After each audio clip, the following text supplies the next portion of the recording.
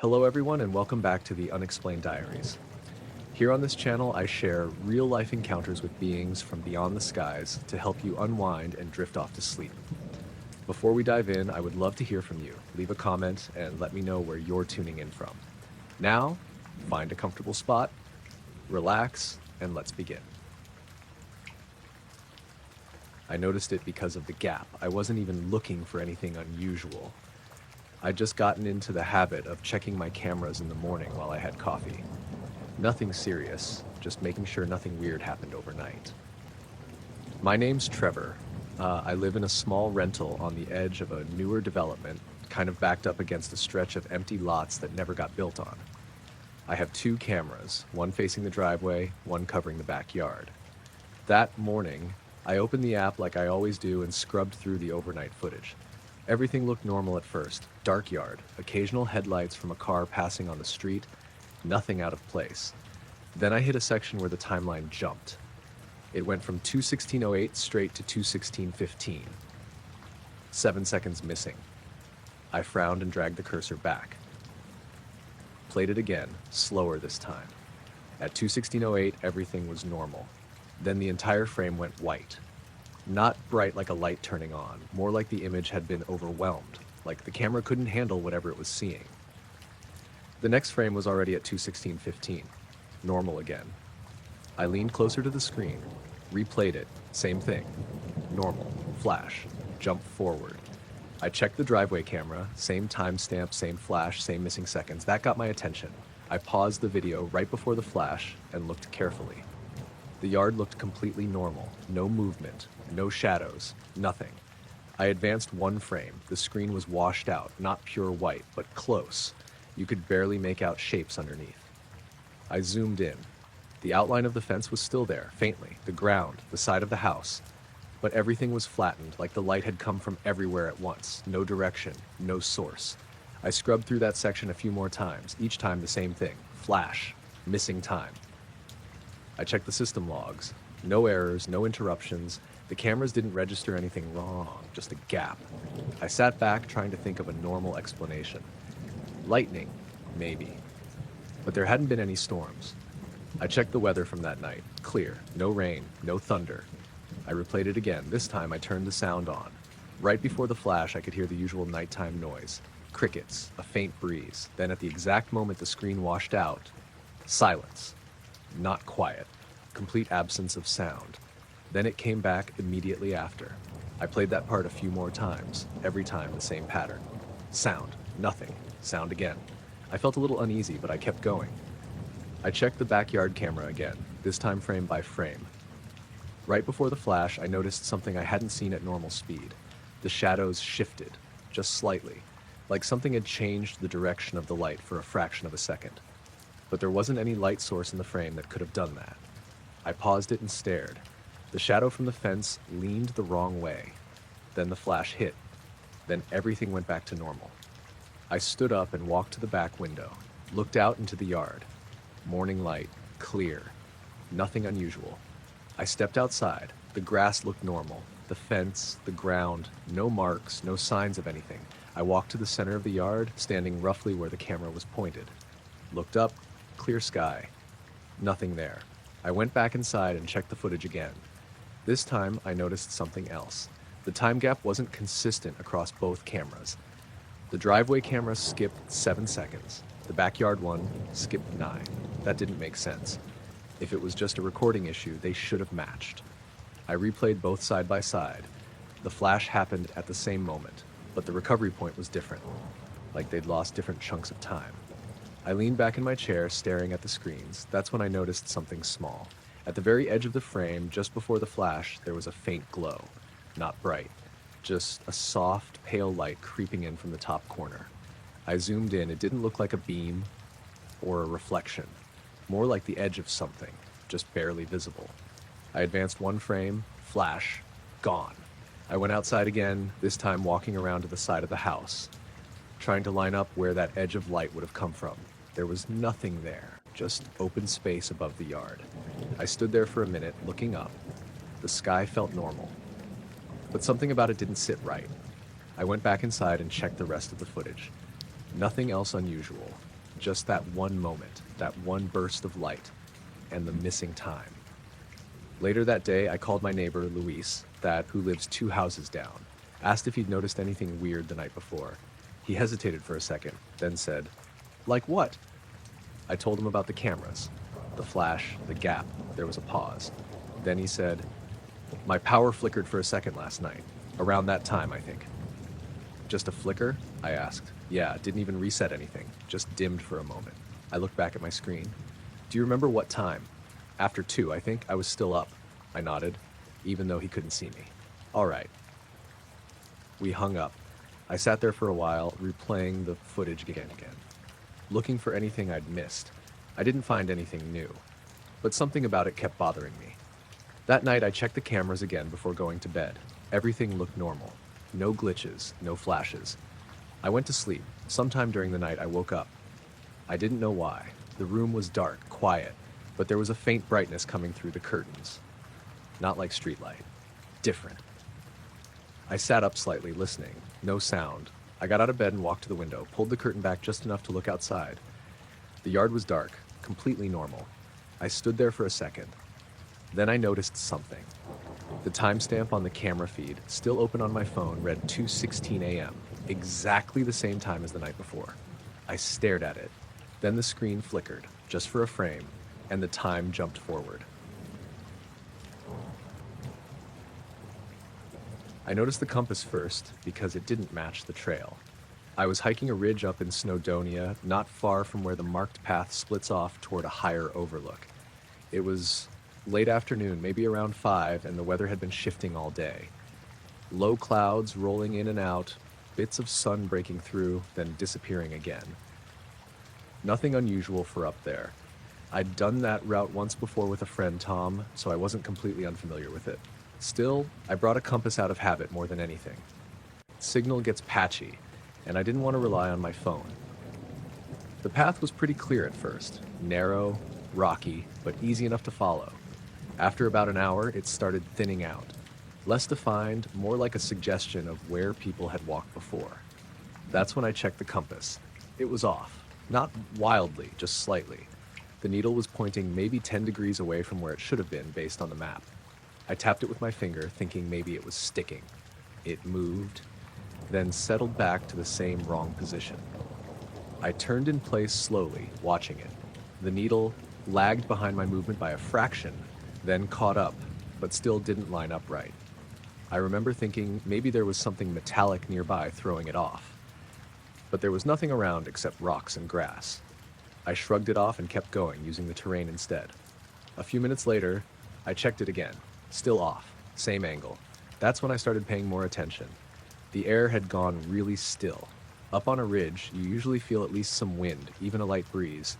But there was nothing, not even enough to move the grass. It felt held in place. I stopped walking and listened. No birds, no distant sounds, just this quiet that felt thicker than normal. I took a step forward. My boot scraped against the rock louder than it should have. It echoed slightly, but not outward. More like it stayed close, contained. I checked the compass again. The needle had shifted a bit more. Now it was maybe 15 degrees off. I turned slowly, trying to line it up with the direction I'd come from. It didn't, not even close. That's when I felt that slight pressure in my ears. It came on quick, like when you gain elevation too fast, but I hadn't climbed much in the last 10 minutes. I swallowed, tried to clear it. Didn't help. I looked around, trying to get my bearings without the compass. The ridge stretched out in both directions, rolling hills and patches of rock. The horizon was hazy from the low clouds. Everything looked normal, but it didn't feel normal. I decided to keep moving toward the overlook I'd planned to reach. It wasn't far, maybe another 10 minutes. As I walked, I kept glancing at the compass. The needle didn't correct itself. If anything, it drifted slightly more off each time I checked. I started marking small details in my head. A cluster of rocks, a bend in the ridge, just in case I needed to retrace my steps. After a few minutes, I noticed something else. My footsteps sounded inconsistent, sometimes loud, sharp against the rock. Other times almost muted, like I was stepping on something soft, even though it was the same terrain. I stopped again. The silence pressed in. Then I saw the light. It was low on the horizon, just above where the ridge dipped down. Faint, almost blending into the haze. At first I thought it was the sun catching something, but the angle was wrong. The sun was behind the clouds off to my left. This light was directly ahead. It pulsed once, not bright, not like a flash, just a soft increase and decrease in brightness, like a slow blink. I stared at it, trying to figure out what it could be. There were no buildings out there, no roads, nothing that should have been emitting light. I took a few steps toward it. The pressure in my ears increased. The compass needle shifted again. This time it didn't settle, it drifted slowly like it was searching for something, then stopped at a new angle. Completely wrong. I turned my body to match it. The landscape didn't line up with what I expected at all. For a second, I felt disoriented, like I'd spun around without realizing it. I looked back over my shoulder. The path I'd been following wasn't as clear anymore. It was still there, but it looked less defined, like it had faded slightly. I blinked, trying to focus. It didn't change. I turned back toward the light. It pulsed again, same slow, subtle brightening, then dimming. And for a split second, I thought I saw something above it. Not a shape exactly. More like the air itself shifted, like heat rising off a road, but colder in tone. It moved slightly to one side, then disappeared. My chest tightened. I checked the compass again. The needle was still drifting. Not fast, just slowly rotating, like it couldn't settle on a direction. That's when I noticed the ground. Right where I was standing, the grass wasn't moving at all. But a few feet away, further down the ridge, I could see it shifting slightly, like there was a breeze there, just not where I was. I took a step forward. The moment I did, the pressure in my ears spiked, sharp enough to make me wince. The light on the horizon pulsed again, and this time it seemed closer. Not dramatically, just enough that I noticed it had grown slightly larger. I stopped moving. The pressure eased a little. I stood there, trying to think clearly. Nothing about this felt right. The compass wasn't working. The path behind me looked wrong. The light was doing something I couldn't explain. I took a step back. The pressure dropped immediately. The compass needle slowed its drifting. I took another step back. Same thing. That's when I realized something. Whatever was happening seemed tied to where I was standing. I looked at the ground again, trying to see if there was anything different about it. At first, nothing stood out. Then I noticed a faint discoloration in the grass. A rough circle, maybe a couple meters across, slightly darker than the surrounding area. You wouldn't notice it unless you were looking for it. I stepped out of it completely. The moment I did, everything changed. The pressure in my ears vanished. The compass needle snapped back to normal, pointing steady and correct. The silence broke. I could hear the wind again, faint but there. Distant sounds carried across the ridge. I turned back toward the horizon. The light was gone, completely. No glow, no pulse, nothing. Just the usual haze. I looked back at the spot I'd been standing in. From where I was now, the circle in the grass was harder to see. It almost blended in completely. I stepped closer, just enough to get a better look, but not fully into it. The air near it felt slightly cooler. Not by much, just enough to notice. I checked the compass again. Still normal. I didn't step back into the circle. I turned and followed the ridge back the way I'd come. The path looked clearer now, more defined, like it had before. I kept checking the compass every few minutes. It stayed steady. After about 20 minutes, I reached a more obvious section of trail and started heading down. As I descended, the weather shifted again. Light wind, clouds moving faster. Everything felt normal. When I got back to the car, I checked the time. 7:42. That didn't line up. I'd expected it to be closer to 6:30 based on when I'd checked earlier. I stood there for a bit, trying to work it out. It didn't add up. I drove home, not really thinking about anything else. Later that night, I took the compass out again, just to see if it was faulty. It worked perfectly. Pointed exactly where it should. No drifting, no delay. I haven't been back to that ridge since. But every now and then, when I'm outside somewhere quiet, I catch myself checking which way I'm facing without thinking. And sometimes, for a second, it feels like the direction doesn't quite match where I am.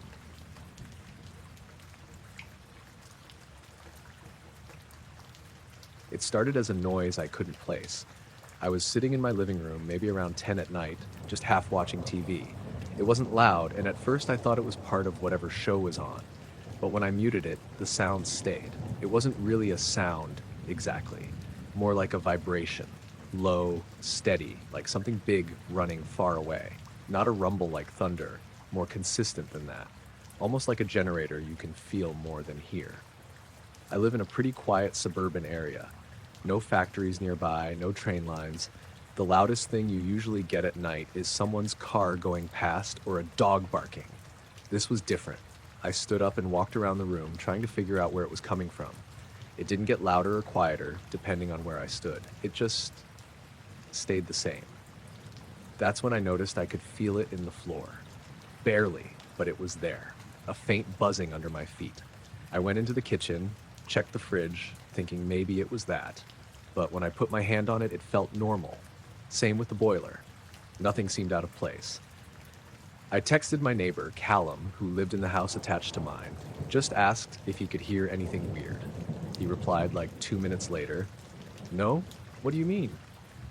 I didn't really know how to explain it, so I just said, "Never mind." The vibration kept going. After about 10 minutes of trying to ignore it, I started getting this restless feeling, like I needed to step outside and check, so I grabbed my jacket and went out the front door. The moment I stepped outside, it stopped. Not faded, not slowly died down, just completely gone.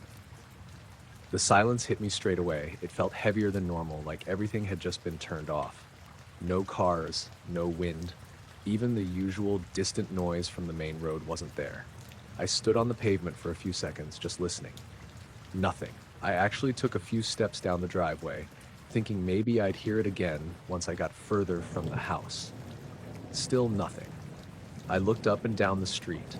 A couple of houses had lights on, but everything looked normal. No one else outside. I checked my phone. No signal. That was weird. I always had at least a bar or two outside. Inside the house could be patchy, but not outside.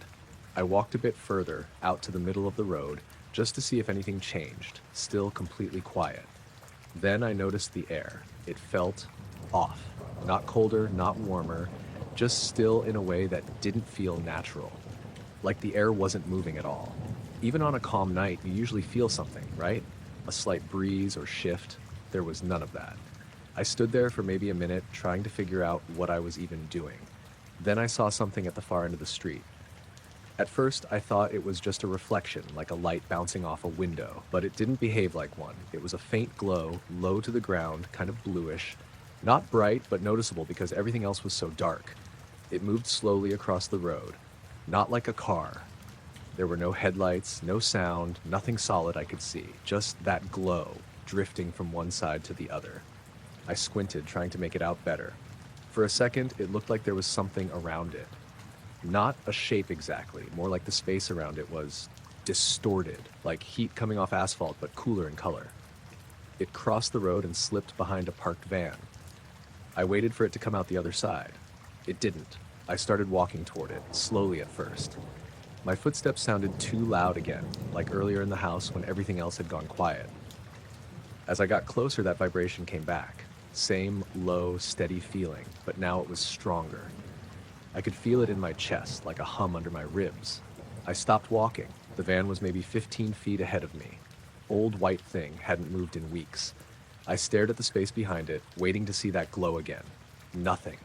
The vibration kept going, though. I took another step forward. The moment I did, the glow reappeared. Not behind the van, but above it. That's what threw me. It wasn't where it should have been. It was hovering just over the roof, maybe a foot or two above it.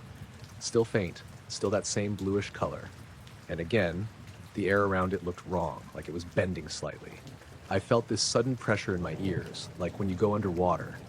I froze. The glow didn't move for a second. Then it shifted slowly, drifting off the van and into the middle of the road. No sound, just that vibration. I realized I was holding my breath. It moved toward me, not fast, not aggressive, just steady. I took a step back without thinking. It adjusted. That's the only way I can describe it. It didn't just keep going straight. It angled slightly, like it was tracking where I was. My stomach dropped. I backed up another step. Same thing. It changed direction again, staying lined up with me. I turned around and walked back toward my house, trying not to panic. The vibration got stronger with every step. By the time I reached my driveway, it felt like my teeth were buzzing. I glanced back. It had stopped at the edge of the pavement, right where my driveway met the road, just hovering there. The glow flickered slightly, not like a light bulb, more like it was struggling to stay consistent. I fumbled with my keys, trying to unlock the door. My hands felt clumsy, like they weren't quite responding right. The moment I got the door open and stepped inside, everything cut out again. The vibration, the glow, the pressure in my ears, all gone, just like before. I shut the door behind me and leaned against it for a second, listening. Nothing unusual, just the normal sounds of the house, the fridge humming, the faint ticking of the clock in the kitchen. I went straight to the front window and looked out. The street was normal again. I could hear distant traffic now. A car drove past at the end of the road. Everything looked exactly like it always did. The van was still there, no glow. I stayed there for a while, just watching. After maybe 5 minutes, my phone buzzed. Signal was back. It was another message from Callum. "You sure you're good?" Lights flickered here for a bit. I didn't reply. I went around the house checking everything, not even sure what I was looking for. At some point, I noticed the time. 11:52. That didn't line up. I'd checked earlier when I muted the TV. It had been just after 10. There was no way I'd been outside that long. I went to bed eventually, but I didn't sleep much. The next morning, I went out to the driveway. Right where I'd seen it stop, there was a faint mark on the ground. Not burned, not damaged, just different. Like the color of the pavement had shifted slightly in a small circle. You wouldn't notice it unless you were looking for it. I checked around the van too. Nothing there. I asked Callum later if he'd seen anything else that night. He said no, just the lights flickering for a second, like a power dip. I didn't mention the glow. That vibration hasn't come back since. But every now and then, late at night, I catch myself listening for it. And sometimes, just for a second, I think I can feel it again under the floor. I noticed the compass first because it didn't match the trail. I was hiking a ridge up in Snowdonia, not far from where the marked path splits off toward a higher overlook. It was late afternoon, maybe around 5, and the weather had been shifting all day. Low clouds rolling in and out, bits of sun breaking through, then disappearing again. Nothing unusual for up there. I'd done that route once before with a friend, Tom, so I wasn't completely unfamiliar with it. Still, I brought a compass out of habit more than anything. Signal gets patchy, and I didn't want to rely on my phone. The path was pretty clear at first, narrow, rocky, but easy enough to follow. After about an hour, it started thinning out. Less defined, more like a suggestion of where people had walked before. That's when I checked the compass. It was off. Not wildly, just slightly. The needle was pointing maybe 10 degrees away from where it should have been based on the map. I tapped it with my finger, thinking maybe it was sticking. It moved, then settled back to the same wrong position. I turned in place slowly, watching it. The needle lagged behind my movement by a fraction, then caught up, but still didn't line up right. I remember thinking maybe there was something metallic nearby throwing it off. But there was nothing around except rocks and grass. I shrugged it off and kept going, using the terrain instead. A few minutes later, I checked it again. Still off, same angle. That's when I started paying more attention. The air had gone really still. Up on a ridge, you usually feel at least some wind, even a light breeze. But there was nothing, not even enough to move the grass. It felt held in place. I stopped walking and listened. No birds, no distant sounds, just this quiet that felt thicker than normal. I took a step forward. My boot scraped against the rock louder than it should have. It echoed slightly, but not outward. More like it stayed close, contained. I checked the compass again. The needle had shifted a bit more. Now it was maybe 15 degrees off. I turned slowly, trying to line it up with the direction I'd come from. It didn't, not even close. That's when I felt that slight pressure in my ears. It came on quick, like when you gain elevation too fast, but I hadn't climbed much in the last 10 minutes. I swallowed, tried to clear it. Didn't help. I looked around, trying to get my bearings without the compass. The ridge stretched out in both directions, rolling hills and patches of rock. The horizon was hazy from the low clouds. Everything looked normal, but it didn't feel normal. I decided to keep moving toward the overlook I'd planned to reach. It wasn't far, maybe another 10 minutes. As I walked, I kept glancing at the compass. The needle didn't correct itself. If anything, it drifted slightly more off each time I checked. I started marking small details in my head, a cluster of rocks, a bend in the ridge, just in case I needed to retrace my steps. After a few minutes, I noticed something else. My footsteps sounded inconsistent, sometimes loud, sharp against the rock. Other times almost muted, like I was stepping on something soft, even though it was the same terrain. I stopped again. The silence pressed in. Then I saw the light. It was low on the horizon, just above where the ridge dipped down. Faint, almost blending into the haze. At first I thought it was the sun catching something, but the angle was wrong. The sun was behind the clouds off to my left. This light was directly ahead. It pulsed once, not bright, not like a flash, just a soft increase and decrease in brightness, like a slow blink. I stared at it, trying to figure out what it could be. There were no buildings out there, no roads, nothing that should have been emitting light. I took a few steps toward it. The pressure in my ears increased. The compass needle shifted again. This time it didn't settle, it drifted slowly like it was searching for something, then stopped at a new angle. Completely wrong. I turned my body to match it. The landscape didn't line up with what I expected at all. For a second, I felt disoriented, like I'd spun around without realizing it. I looked back over my shoulder. The path I'd been following wasn't as clear anymore. It was still there, but it looked less defined, like it had faded slightly. I blinked, trying to focus. It didn't change. I turned back toward the light. It pulsed again, same slow, subtle brightening, then dimming. And for a split second, I thought I saw something above it. Not a shape exactly. More like the air itself shifted, like heat rising off a road, but colder in tone. It moved slightly to one side, then disappeared. My chest tightened. I checked the compass again. The needle was still drifting. Not fast, just slowly rotating, like it couldn't settle on a direction. That's when I noticed the ground. Right where I was standing, the grass wasn't moving at all. But a few feet away, further down the ridge, I could see it shifting slightly, like there was a breeze there, just not where I was. I took a step forward. The moment I did, the pressure in my ears spiked, sharp enough to make me wince. The light on the horizon pulsed again, and this time it seemed closer. Not dramatically, just enough that I noticed it had grown slightly larger. I stopped moving. The pressure eased a little. I stood there, trying to think clearly. Nothing about this felt right. The compass wasn't working. The path behind me looked wrong. The light was doing something I couldn't explain. I took a step back. The pressure dropped immediately. The compass needle slowed its drifting. I took another step back. Same thing. That's when I realized something. Whatever was happening seemed tied to where I was standing. I looked at the ground again, trying to see if there was anything different about it. At first, nothing stood out. Then I noticed a faint discoloration in the grass. A rough circle, maybe a couple meters across, slightly darker than the surrounding area. You wouldn't notice it unless you were looking for it. I stepped out of it completely. The moment I did, everything changed. The pressure in my ears vanished. The compass needle snapped back to normal, pointing steady and correct. The silence broke. I could hear the wind again, faint but there. Distant sounds carried across the ridge. I turned back toward the horizon.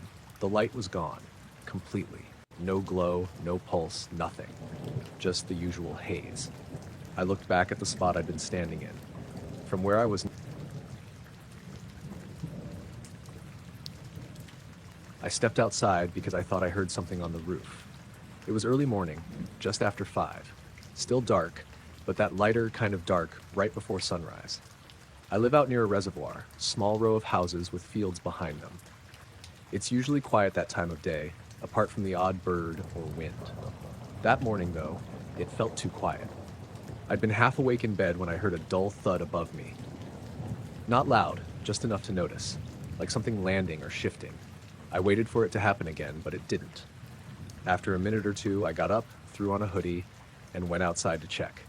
The air was cold and damp.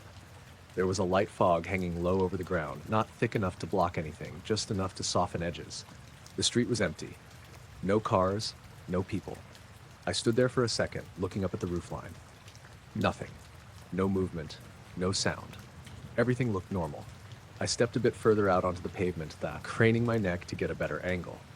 That's when I felt it. A sudden pressure in my ears, like when you go up in an elevator too fast. I swallowed, expecting it to clear, but it didn't.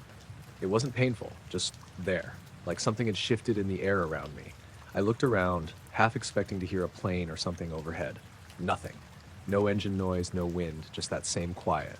I rubbed my ear and looked up again. That's when I saw the light. It was faint, really faint. If I hadn't already been staring at the sky, I probably would have missed it.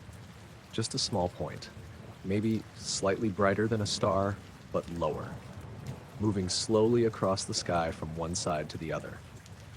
At first, I assumed it was a satellite. You see them sometimes if it's clear enough. But the movement didn't quite match. It wasn't steady. It drifted, almost like it was adjusting its path in small, subtle ways. I took a few steps out into the street to keep it in view. The pressure in my ears increased slightly. I swallowed again, trying to clear it, but it just made it more noticeable. The light kept moving, slow and deliberate. I noticed something else then. The fog below me wasn't moving. It just sat there, completely still. No breeze pushing it, no shifting patterns. That didn't feel right. Even on calm mornings, there's usually some movement. I looked back up at the light. It had stopped. Just stopped in place. That's what made my stomach tighten a bit. Satellites don't stop. Planes don't stop. This thing just hovered there, silent. The pressure in my ears peaked. It felt like my head was being squeezed slightly from the inside. I took a step back toward my driveway, not really thinking about it. The moment I moved, the light shifted. Not quickly, just enough that I noticed it had adjusted its position again, like it was staying aligned with me. I froze. It didn't move further, just stayed there, faint and steady. I felt suddenly very aware of how exposed I was standing in the middle of the street. I glanced around, half expecting to see someone else outside. Nothing. Every house was dark, no movement anywhere. I looked back up. The light had gotten slightly brighter. Still dim overall, but more noticeable now that it had intensified. And around it, I thought I saw something else. Not a shape exactly, more like the space around it wasn't behaving right. Like the stars behind it were distorted, slightly stretched or blurred like looking through uneven glass. I blinked a couple times trying to focus. The effect stayed. The light drifted again, slowly. The pressure in my ears eased just a little as it moved. I took another step back. It adjusted again. Same pattern. That's when I felt it in my chest. Not a vibration like before, more like a subtle pull, like when you stand too close to something heavy and you feel off balance without knowing why. I turned toward my house, thinking I should just go back inside. As I did, I noticed something in the reflection of my window. The light wasn't just above me anymore. It was lower. Not by much, but enough that it shouldn't have been possible without me seeing it descend. I turned back quickly. It was still there in the sky, but now it looked closer. Bigger, slightly. The distortion around it was clearer too. For a second, I could almost make out a vague outline around the light. Not solid, not defined, just a suggestion of something there. My ears popped suddenly, hard enough to make me flinch. The pressure dropped all at once. The light dimmed, and then it started moving again. This time, it didn't drift. It just slid across the sky in a straight line, smooth and silent.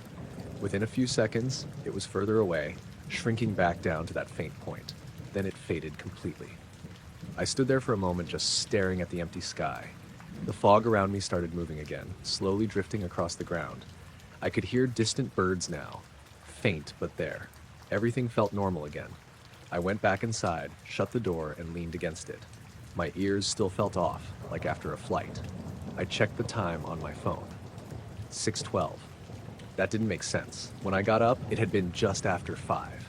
I hadn't been outside that long. I went back to the window and looked out again. The street was the same. Nothing unusual. Later that morning, once it was fully light out, I went back outside to the same spot. Everything looked completely normal. But when I stood there, right in the middle of the road, I noticed something strange. The air felt slightly cooler in that exact spot. Not dramatically, just enough to notice if you stood still. I moved a step to the side, normal temperature. Stepped back, cool again. It wasn't strong. You could easily miss it, but it was there. I checked above me. Clear sky, no sign of anything. I stood there for a while trying to convince myself it was just in my head. Eventually, I went back inside. I haven't heard anything on the roof since, but sometimes early in the morning I wake up with that same pressure in my ears. And for a second, before I fully wake up, it feels like something is directly above the house. I noticed the glow before I felt anything in the line. I was out on a small lake about 20 minutes from town, one of those places locals know but doesn't show up on most maps. No dock lights, no houses right on the shore, just trees and a narrow gravel access road. My name's Kyle. I fish at night a lot, especially in the summer when it cools down. That night was calm, no wind, barely any ripples on the surface. The water was almost flat, reflecting just enough of the sky to make it feel darker than it actually was. I was sitting in a small aluminum boat, maybe 30 yards from the shoreline, engine off, just drifting a little. My line was out, nothing biting. I remember checking my phone, 12:43 a.m. Then I saw it. At first, I thought it was just the way the water was reflecting the stars. A faint light under the surface, but it didn't stay still. It moved. A soft glow just below the water, maybe a few feet down. Pale, almost white with a hint of blue. It traveled in a straight line, not drifting, not wavering, just cutting across the water beneath me. I leaned forward slightly, squinting. It wasn't very bright. If I hadn't been looking directly at that spot, I probably would have missed it. The glow passed under the side of the boat. No disturbance on the surface, no ripple, no wake, just that faint light moving below. I lifted my rod slightly, checking the tension. Nothing. No pull, no vibration. The line hung still in the water. The glow continued past me, heading toward the far side of the lake, perfectly straight. That's what stood out. Fish don't move like that. Nothing in the water does. Not like that. I shifted in my seat, turning to follow it. The metal of the boat creaked quietly under me. The sound felt too loud. The glow didn't react, didn't change speed, didn't shift direction. It just kept going. I stood up slowly, balancing carefully. The boat rocked slightly. Still nothing on the surface, no sign that anything was moving below. But I could see it, clear enough to track. The glow stretched a little as it moved. Not like it was growing, more like it had length, like a narrow band instead of a point. I felt that tightness in my chest again. The same kind of feeling you get when something doesn't fit. I looked toward the shoreline it was heading for. Dark trees, still water, no lights. The glow moved closer to the edge. Then about 10 feet from the shore, it started to fade. Not suddenly, gradually. The brightness dropped, the edges softened, then it was gone. Just like that. No change in the water, no ripple, no sign it had ever been there. I stood there for a few seconds, staring at the spot, waiting for something else to happen. Nothing did. The lake went back to looking completely normal. Dark. Still. I sat back down slowly, picked up my rod again. My hands felt a little unsteady. I told myself it was probably some kind of reflection, or maybe something in the water I didn't recognize, but it didn't sit right. I checked my phone again, 12:51 a.m. That made me pause. It hadn't felt like 8 minutes, more like 2. I looked back out across the water. Everything looked the same. No glow, no movement. I cast my line again, let it settle, then I waited. A few minutes passed. Nothing. Then I noticed something else. The water near the boat felt heavier. Not visually, just the way it looked, like it had depth in a different way. I leaned over slightly, looking straight down. Dark, but I could still see a faint reflection of the sky. Then, for just a second, I thought I saw the glow again.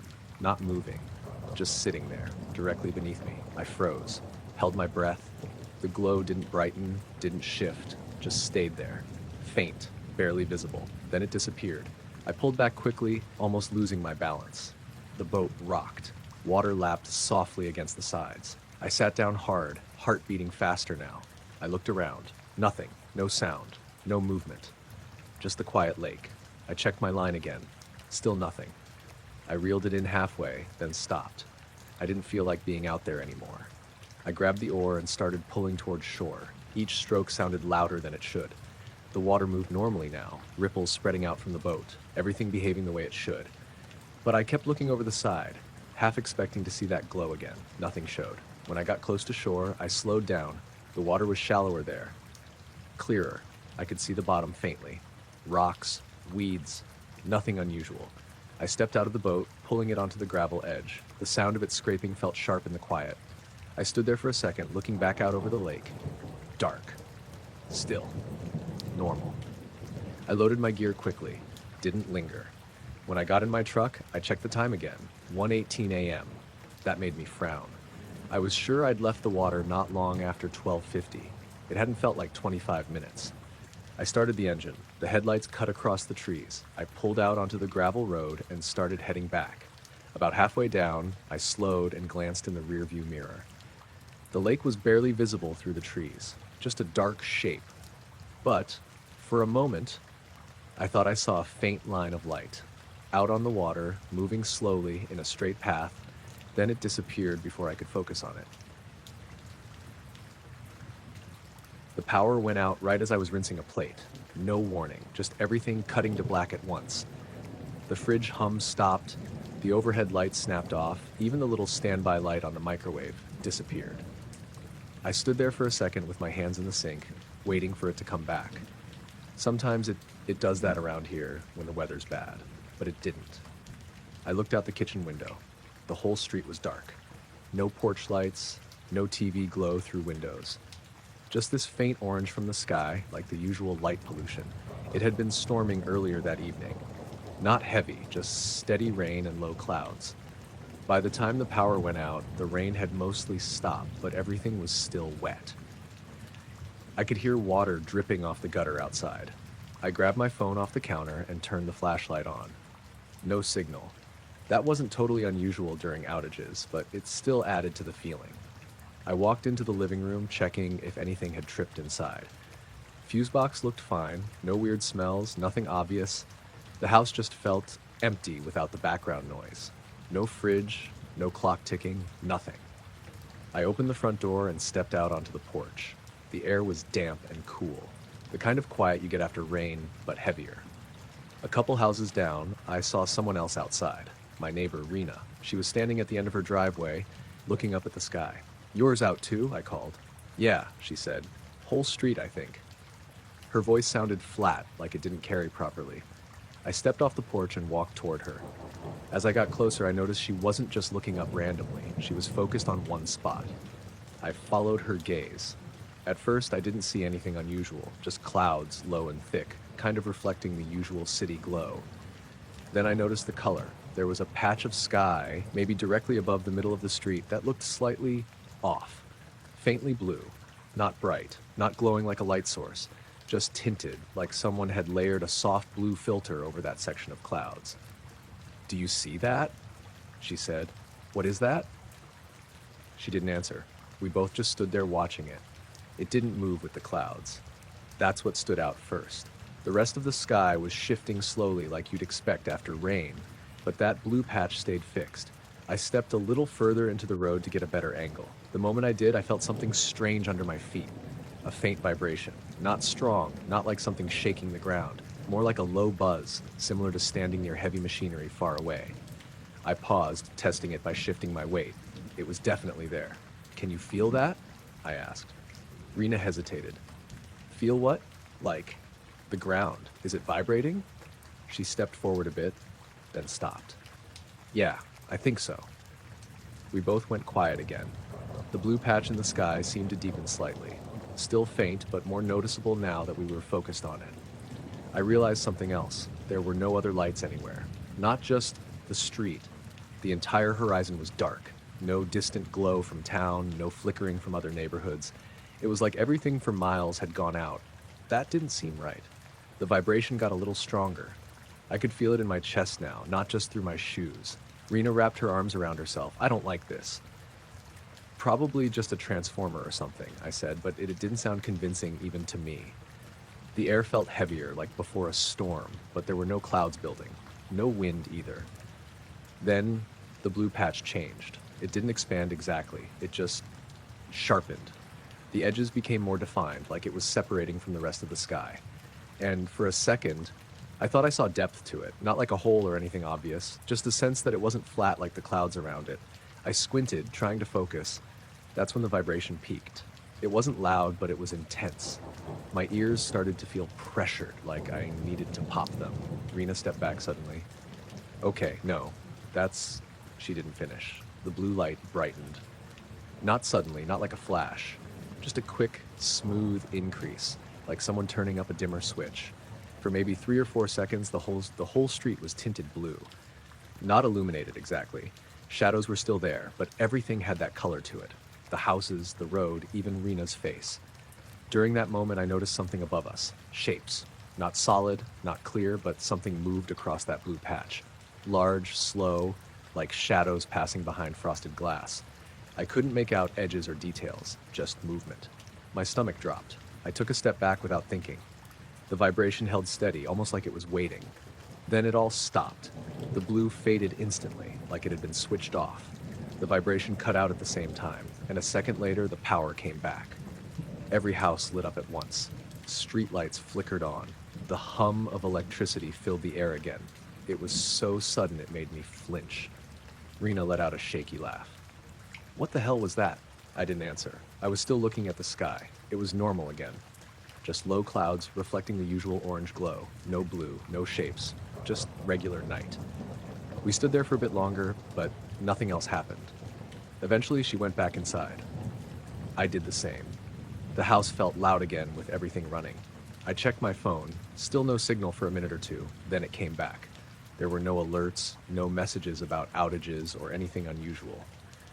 The next day, I asked a couple other neighbors if they saw anything. Most of them just mentioned the power cut. One guy, Malik, said his lights flickered twice before going out, but that was it. No one mentioned the sky. Later that afternoon, I walked out into the street again, just standing roughly where I had been. Everything looked completely normal, but when I looked down, I noticed something odd on the pavement. A faint discoloration, like a wide patch where the surface looked slightly dulled compared to the rest. It stretched across part of the road, right under where that blue patch had been. I rubbed my shoe over it, thinking maybe it was just leftover moisture or oil. It didn't change. It wasn't anything obvious. You'd walk right over it without noticing. But it was there. That night, the power stayed on. Everything was normal. Except every now and then, usually when it got really quiet, I'd feel that same faint vibration through the floor for a second or two. Not strong enough to be sure, just enough to make me stop and listen. I noticed it because it didn't make sense with the road. I was driving back from my sister's place out past Huddersfield, cutting through this long stretch of empty road that runs between fields and low hills. It was late, maybe around 1:30 in the morning. No streetlights out there, just my headlights and the occasional reflector post. It had been raining earlier, but it stopped about half an hour before I left. The road was still wet though, so everything had that faint shine to it. My headlights were catching on the asphalt, the grass at the edges, the fences. Normal stuff. I was doing maybe 50, just cruising, no music on, just the engine and tires. That's when I saw the reflection. At first, I thought it was a sign. You know how road signs catch your headlights and flare up for a second? It looked like that, just a small bright flicker ahead, but it wasn't where a sign would be. It was in the air, maybe 10, 15 feet above the road, slightly off to the left. I slowed down a bit, squinting at it. The reflection didn't disappear like a sign would once you pass the right angle. It stayed there, steady, like something was actually reflecting the light back at me. I remember thinking maybe it was a drone. That was the first thing that made sense. Someone flying one out late, for whatever reason. But it didn't blink. No red or green lights. Just that hard white reflection, like bare metal catching the beam. I took my foot off the accelerator and let the car roll. The thing stayed in the same spot relative to me, which didn't make sense if I was moving toward it. It should have gotten bigger or shifted. Instead, it just hung there. I slowed down more, almost to a crawl. That's when I realized I couldn't hear anything else. No wind, no distant cars. Even the usual noise of tires on wet road felt muted, like it was being dampened.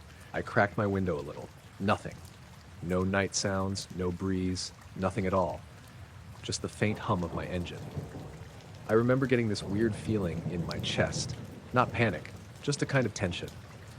The reflection flickered slightly, not like a light turning on and off, more like it tilted a fraction, catching the beam at a different angle. And I could finally see a shape around it. It wasn't big, maybe the size of a backpack if I had to guess. Smooth edges, no visible details, just a darker outline against the sky. It didn't look like a drone. Too still, too clean. I stopped the car completely. Engine still running, headlights pointed straight at it. For a few seconds, nothing happened. Then it tilted. That's the part that stuck with me. It didn't rotate like something spinning or adjusting normally. It just shifted angle in a way that felt wrong, like it skipped the in-between movement. 1 second it was facing me, reflecting the headlights. The next, it was angled slightly upward. No gradual motion. Just there, then there. The reflection disappeared instantly once it turned. Now I could barely see it at all. Just a faint darker patch against the sky. I leaned forward over the wheel, trying to keep my eyes on it. My ears started popping like pressure building. I swallowed a couple times, but it didn't help. The car's dashboard lights seemed dimmer all of a sudden. I actually glanced down to check if something was wrong with the battery. Everything looked normal. When I looked back up, it had moved closer. Not by much. Maybe a few feet. But enough that I knew it hadn't been my eyes playing tricks. Still no sound. I felt that tension spike a little. My hands tightened on the wheel. I thought about just driving off, but I didn't want to take my eyes off it, so I just sat there. The thing tilted again, same kind of movement. No transition, just a sudden change in angle, and then it shot upward. There was no build-up, no acceleration I could see. It didn't speed up like a normal object would. It was just there, and then it was higher, way higher, almost instantly. My eyes struggled to track it. Within maybe a second, it was just a faint dot, then gone. The silence snapped back all at once. I heard the wind again, distant noise from somewhere, the normal sound of my tires on the road as I shifted slightly in the seat. My ears popped hard, like pressure releasing. I sat there for a bit, just staring at where it had gone. The sky looked completely normal. No lights, no movement. I checked the time on the dashboard. 2:18. That didn't make sense. I'd left my sister's around 1:10. The drive should have taken maybe 30 minutes. Even with slowing down, there was no way I'd been out there over an hour. I looked back at the road behind me, empty. No cars had passed me that whole time. Not in front, not behind. I don't know why, but that bothered me more than anything else. I put the car in gear and started driving again. For the next few minutes, everything felt slightly off. The headlights didn't seem to reach as far as they should. The road looked flatter, like depth wasn't quite right. I kept checking my mirrors, expecting to see something behind me. Nothing. After maybe 10 minutes, things started to feel normal again. I passed a car coming the other way. Its headlights looked too bright for a second, then fine. I made it back into town without anything else happening. When I got home, I sat in the car for a while before going inside. I checked the front of the car, not really sure why. There was a faint streak across the hood, like something had dragged lightly over it. Not a scratch, just a slightly different texture in the paint. I tried wiping it with my hand, but it didn't change. It was directly in line with where my headlights would have hit that thing in the air. I went inside and checked my phone. No missed calls, no messages. The time matched the dashboard. Later that day, I drove the same route again, just to see if I could make sense of the timing. It took exactly 32 minutes. No traffic, no delays. I kept an eye on that stretch of road when I passed it. Nothing there. But I noticed something I hadn't before. There were reflector posts all along that section, evenly spaced, except for one gap, right about where I'd stopped the night before. There was a stretch with no reflectors at all, like one or two were just missing. I slowed down as I passed it, looking out into the field. There was nothing there, just wet grass and a low fence. But for a second, I thought I saw something shift in the air above it, not a shape, not a light, just a slight distortion, like heat haze. Then it was gone. I noticed it because my shadow didn't match where I was. I was walking home from a late shift, cutting through a row of terraced streets I'd taken 100 times before. It was just after 11, dry but cold, that kind of sharp air where your breath shows in short bursts. Streetlights were on, spaced out like usual, leaving patches of shadow between them. Nothing out of the ordinary. I had my hands in my pockets, head down, just focused on getting back. There wasn't anyone else around, which wasn't unusual for that time. I stepped under one of the streetlights, and that's when I saw it. My shadow stretched out in front of me like it should have, but it went too far. At first, I didn't really process it. I just kept walking. Then something about it clicked, and I slowed down. The shadow was longer than it should have been for the angle of the light. I stopped. The shadow kept going, just for a second longer than my movement. Then it snapped back to where it should have been. I stood there, looking down at it. It looked normal again. I shifted my weight, lifted one foot slightly, just testing. The shadow moved exactly how it should. I let out a small breath, half laughing to myself. Figured it was just my eyes adjusting or something weird with the light. I kept walking. A few steps later, I passed out of the streetlight and into one of the darker patches. That's when I noticed how quiet it was. No distant cars, no wind, nothing. Even my footsteps sounded off, like they were too contained, not echoing the way they normally would between the houses. I slowed down again. There was another streetlight ahead, maybe 20 meters away. I walked toward it, keeping my eyes on the ground this time. As I stepped into the edge of the light, my shadow appeared again. Normal at first. Then it stretched. Longer than before. It slid across the pavement, extending past where it should have ended, thinning out unnaturally as it went. I froze. The shadow kept extending for a fraction of a second longer. Then it snapped back, same as before. Quick, almost like a rubber band. I felt this tightness in my chest. I looked up at the streetlight. It looked normal, same dull yellow glow, nothing flickering. I glanced around. The street was empty, no movement in any of the windows, no cars passing. I looked back down. The shadow was normal again.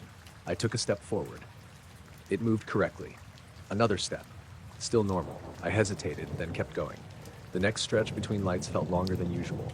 The darkness seemed thicker. I couldn't see my shadow at all now, just my feet moving across the pavement. That's when I felt the pressure in my ears. It came on suddenly, like a quick shift. I swallowed, expecting it to clear, but it stayed. Not painful, just noticeable. I stopped walking. The pressure held steady. I looked up instinctively. At first, I didn't see anything, just the dark sky, a few faint clouds, drifting. Then I noticed a faint light. It was directly above the street, barely visible. Not bright, not glowing strongly, just a soft, pale presence. It didn't look like a star. Too low, and the color was off. It wasn't moving like anything I recognized either. It just lingered. I stared at it, trying to focus. The edges of it weren't clear. It was more like a dim patch where the sky looked slightly lighter. The pressure in my ears increased. I felt it spread slightly into my jaw, a dull tension. I took a step backward without really thinking. The light above seemed to shift.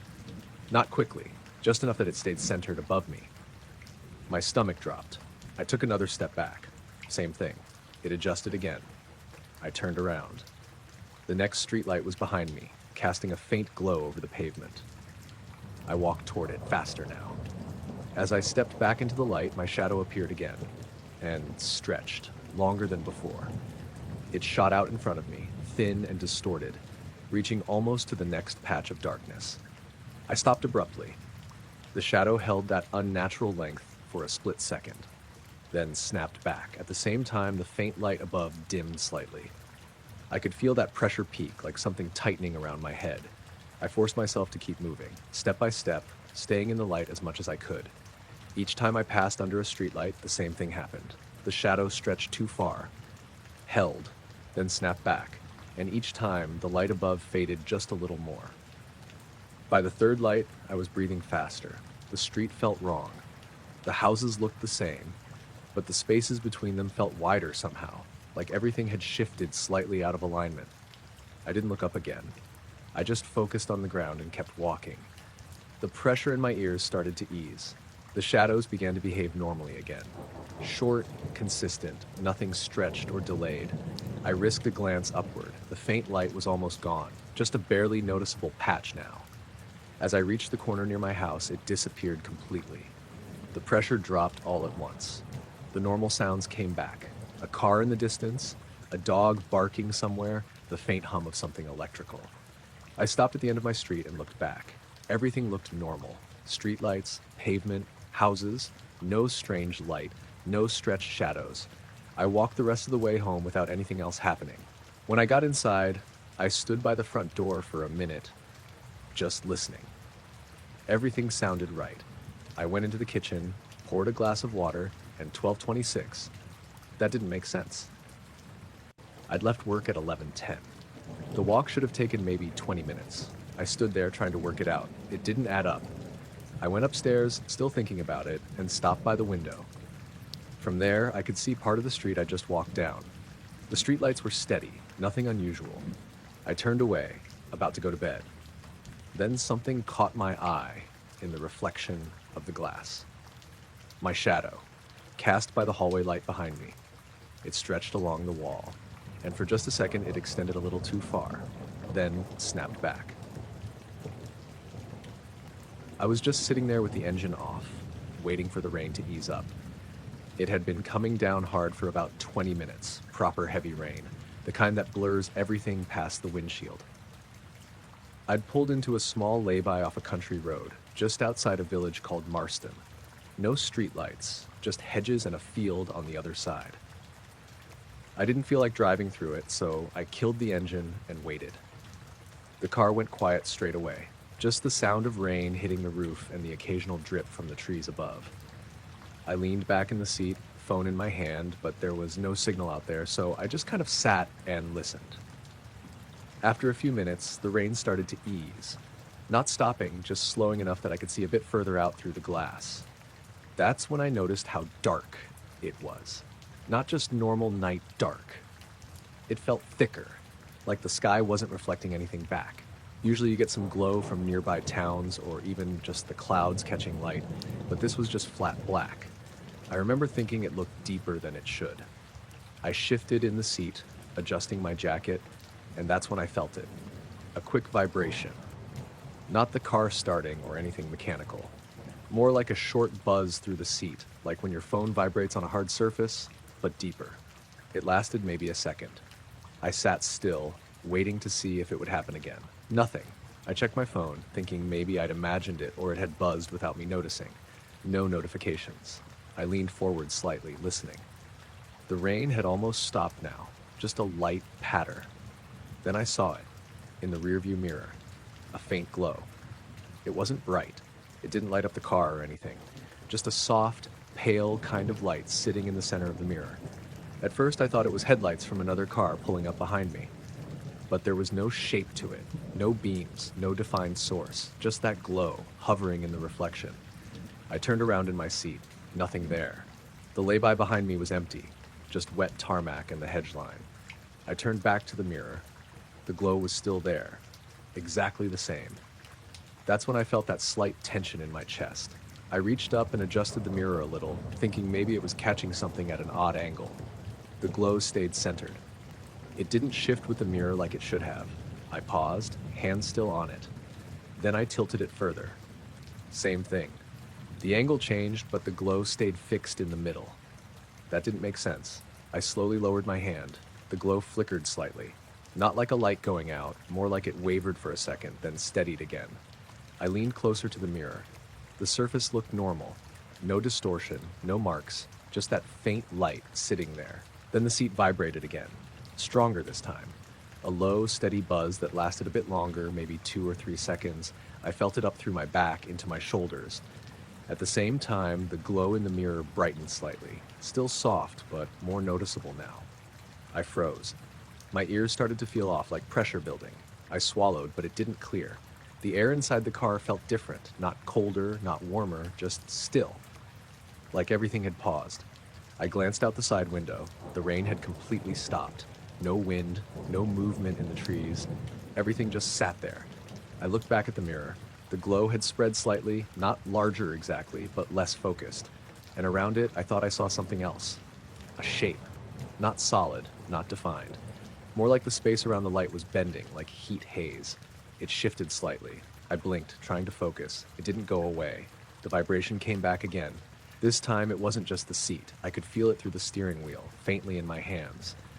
The dashboard lights dimmed for a second, then returned to normal. I reached for the keys without really thinking. The moment my hand touched them, the glow in the mirror flickered harder, then steadied again. I hesitated. Something about the way it reacted made me stop. I slowly pulled my hand back. The glow settled. The vibration eased slightly. I didn't like that. I tried the door handle instead, thinking I'd just step out and check behind the car properly. The moment I touched it, the pressure in my ears spiked, sharp enough to make me wince. I let go immediately. The pressure dropped again. I stayed very still after that, just breathing, watching the mirror. The glow didn't move, it just stayed there, faint and steady. Time felt strange. I don't know how long I sat like that. Could have been a minute, could have been longer. Then slowly, the glow started to fade. Not all at once. It dimmed gradually, like it was pulling away. The distortion around it smoothed out, the vibration faded with it, the pressure in my ears eased, and then it was gone. Just the normal reflection of the back window. I didn't move for a few seconds. Then the sounds came back. A distant car somewhere on the road. Wind moving through the trees, a drip from the hedge. Everything felt normal again. I grabbed the keys and started the engine. It turned over without any issue. Headlights came on, illuminating the lay-by behind me. Nothing there. I put the car in gear and pulled out, not really thinking about it. As I drove, everything seemed fine. The road looked normal, the sky looked normal, but something felt off. The headlights didn't seem to reach as far as they should. The edges of the road felt harder to judge. I checked the time on the dashboard, 1:03. That didn't line up. I'd pulled into the lay-by just after midnight. There was no way I'd been sitting there that long. I kept driving, not stopping until I got back into town. Streetlights, other cars, everything familiar. When I got home, I sat in the car for a bit before getting out. I looked at the rearview mirror again. Just normal. No glow. I reached up and adjusted it. It moved like it should. No resistance, no weird behavior. Later, when I went to grab something from the back seat, I noticed something odd. The fabric on the seat where I'd been sitting felt slightly warm. Not hot, just warmer than it should have been, like something had been pressing against it for a while. I left it alone. The next morning, I checked the car again. Everything seemed fine. No marks, no damage. But when I sat down and closed the door for just a second, I felt that same faint vibration through the seat. It stopped almost immediately. And when I checked the mirror, there was nothing there. I only checked the camera because of what Liam said. He caught me outside around midday while I was taking the bins out. Just casual, nothing weird about it at first. "Everything all right at yours last night?" he asked. I thought he meant noise or something. "Yeah, why?" He hesitated, like he was deciding how to say it. "I got back late, around 1. Thought I saw lights over your place." I laughed a little. "What, like a drone?" "Maybe," he said, but he didn't sound convinced. Just hovering, didn't make any noise. That's when it stuck with me. I have a small security camera above the front door. Nothing fancy, just one of those cheap ones that records overnight and saves clips if it detects motion. "Probably just picked it up," I said. "I'll check it later." He nodded, but before he walked off, he added, "It wasn't just one light. There were a few." That part stayed with me. I didn't think much of it at first. Stuff like that happens all the time. People missy things at night, especially if they're tired. Still, when I got back inside, I pulled up the footage. It showed the front of my house, part of the driveway, and a bit of the street. Nothing out of the ordinary. A couple cars passing earlier in the evening, a cat around midnight. I scrolled to around 1. That's when it got strange. There was a gap. Not a missing clip exactly, but the timeline skipped forward by about 10 minutes. I figured maybe nothing triggered the motion detection, which happens sometimes. Then I noticed a clip right at the edge of that gap. It was only a few seconds long. I opened it. At first, it looked normal. The driveway, the street, everything still. Then the image flickered. Not like a glitch from bad signal, more like the brightness shifted unevenly across the frame. And for a split second, I thought I saw something above the roofline. I replayed it. Same thing. A brief flicker, then a distortion across the image, like parts of the frame were misaligned. And in that moment, there was a faint light, not bright, just a soft glow at the top of the frame, barely visible. Then it cut. That was it. No other clips around that time. I checked the rest of the footage, going back an hour, then forward another hour. Nothing else unusual. I stood there for a bit, watching that same clip over and over. It didn't make sense. If something had triggered the camera, there should have been more footage. I went outside to look around just to see if anything looked off. Everything was normal. No marks on the driveway, no damage, nothing out of place. I looked up at the roof. Nothing there either. That should have been the end of it. But that night, I couldn't stop thinking about what Liam said. Multiple lights. Hovering. I kept replaying that clip in my head. Around midnight, I went to bed. At some point, I woke up. I didn't check the time right away, but it was still dark. The house felt quiet. Not just normal quiet, more like everything had been muted. I lay there for a second, listening. No fridge hum, no faint noise from outside, nothing. That's when I noticed the pressure in my ears. It came on gradually, like something building. I swallowed, but it didn't clear. I sat up. The room felt still, too still. I got out of bed and walked to the window. I didn't open the curtains at first, just stood there listening. Then I pulled them back slightly. The street was empty. No cars, no movement, and the sky looked wrong, not dark in the usual way. There was a faint glow above the house, not a defined light source, just a soft brightness that didn't match anything I recognized. I stared at it, trying to make sense of it. It didn't move. It just hung there. The pressure in my ears increased. I felt it in my jaw, my temples. I stepped back from the window. The moment I did, the glow dimmed slightly. I paused, then stepped forward again. It brightened. Not by much, but enough to notice. My chest tightened. I stepped back again. The glow faded. That's when I realized something. It was reacting. Not dramatically, not in a way that was obvious unless you were paying attention, but it changed depending on where I stood. I didn't like that. I moved away from the window completely. The pressure eased a little. I stood there, trying to decide what to do. Part of me wanted to go outside, like to see it properly, but something about the way it behaved kept me from doing it. Instead, I just stayed inside. After a minute or two, the pressure started to drop. The faint hum of the fridge came back. Normal sounds returned. I went back to bed, but I didn't sleep much after that. In the morning, I checked the camera again. There was another clip. Same time frame. I opened it. It looked worse than the first one. The image was heavily distorted, like the data had been corrupted. Blocks of the frame were missing or smeared. But in the middle of it, there was a brief moment where the distortion cleared just enough, and I saw it. Not clearly. Just a cluster of faint lights above the house.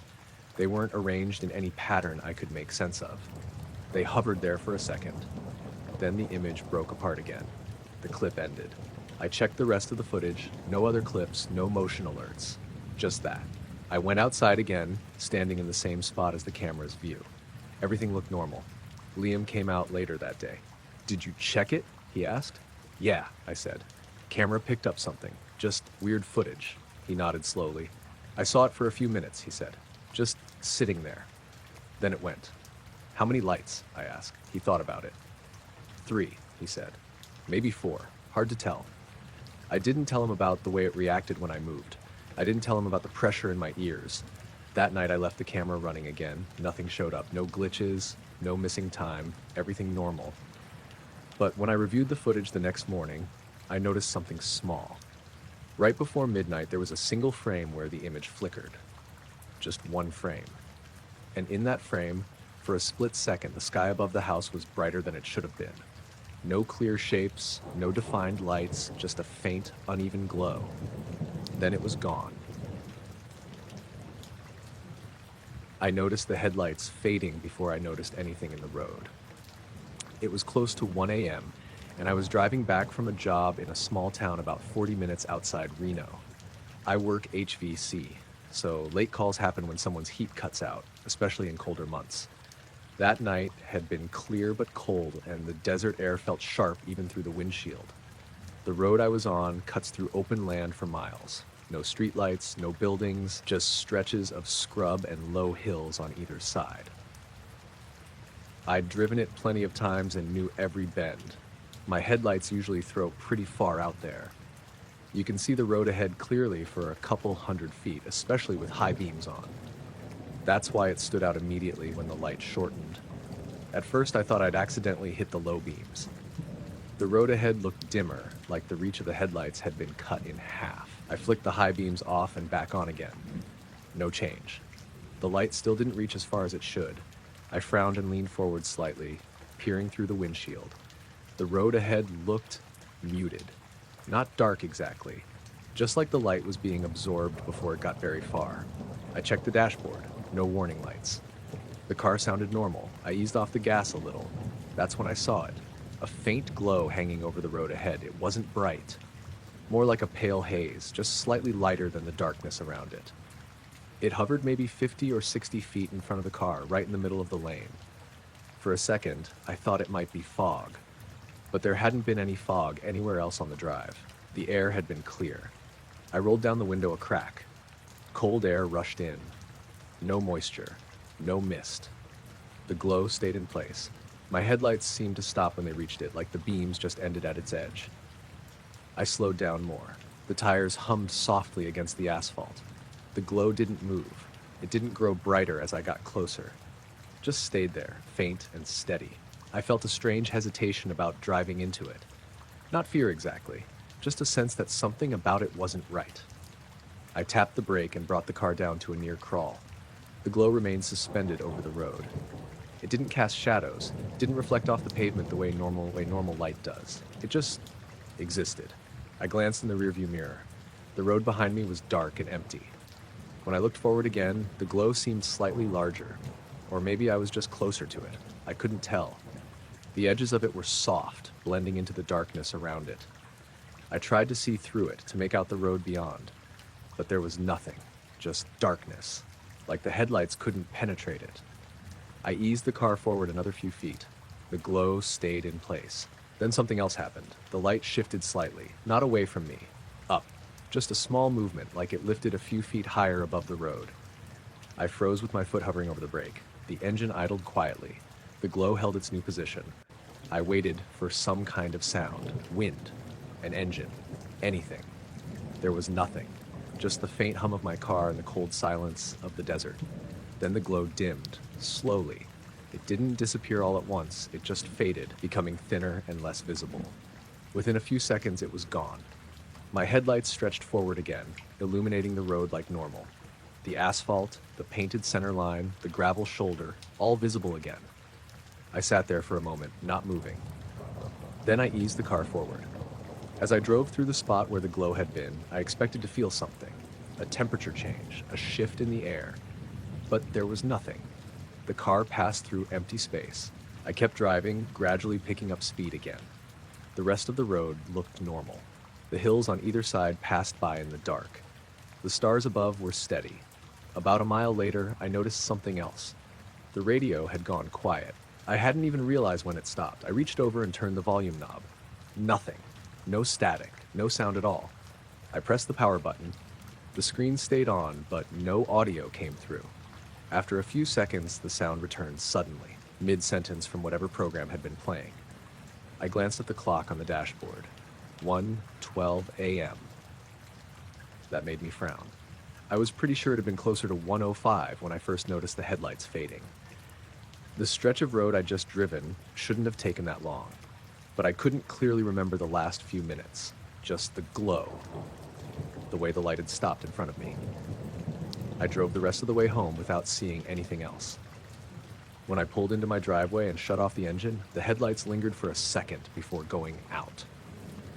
In that brief moment before they faded, I thought I saw something faint ahead of the car. Not a glow, just a darker patch in the air. Then the lights shut off, and it was gone. I noticed the silence before I noticed anything else. It wasn't gradual.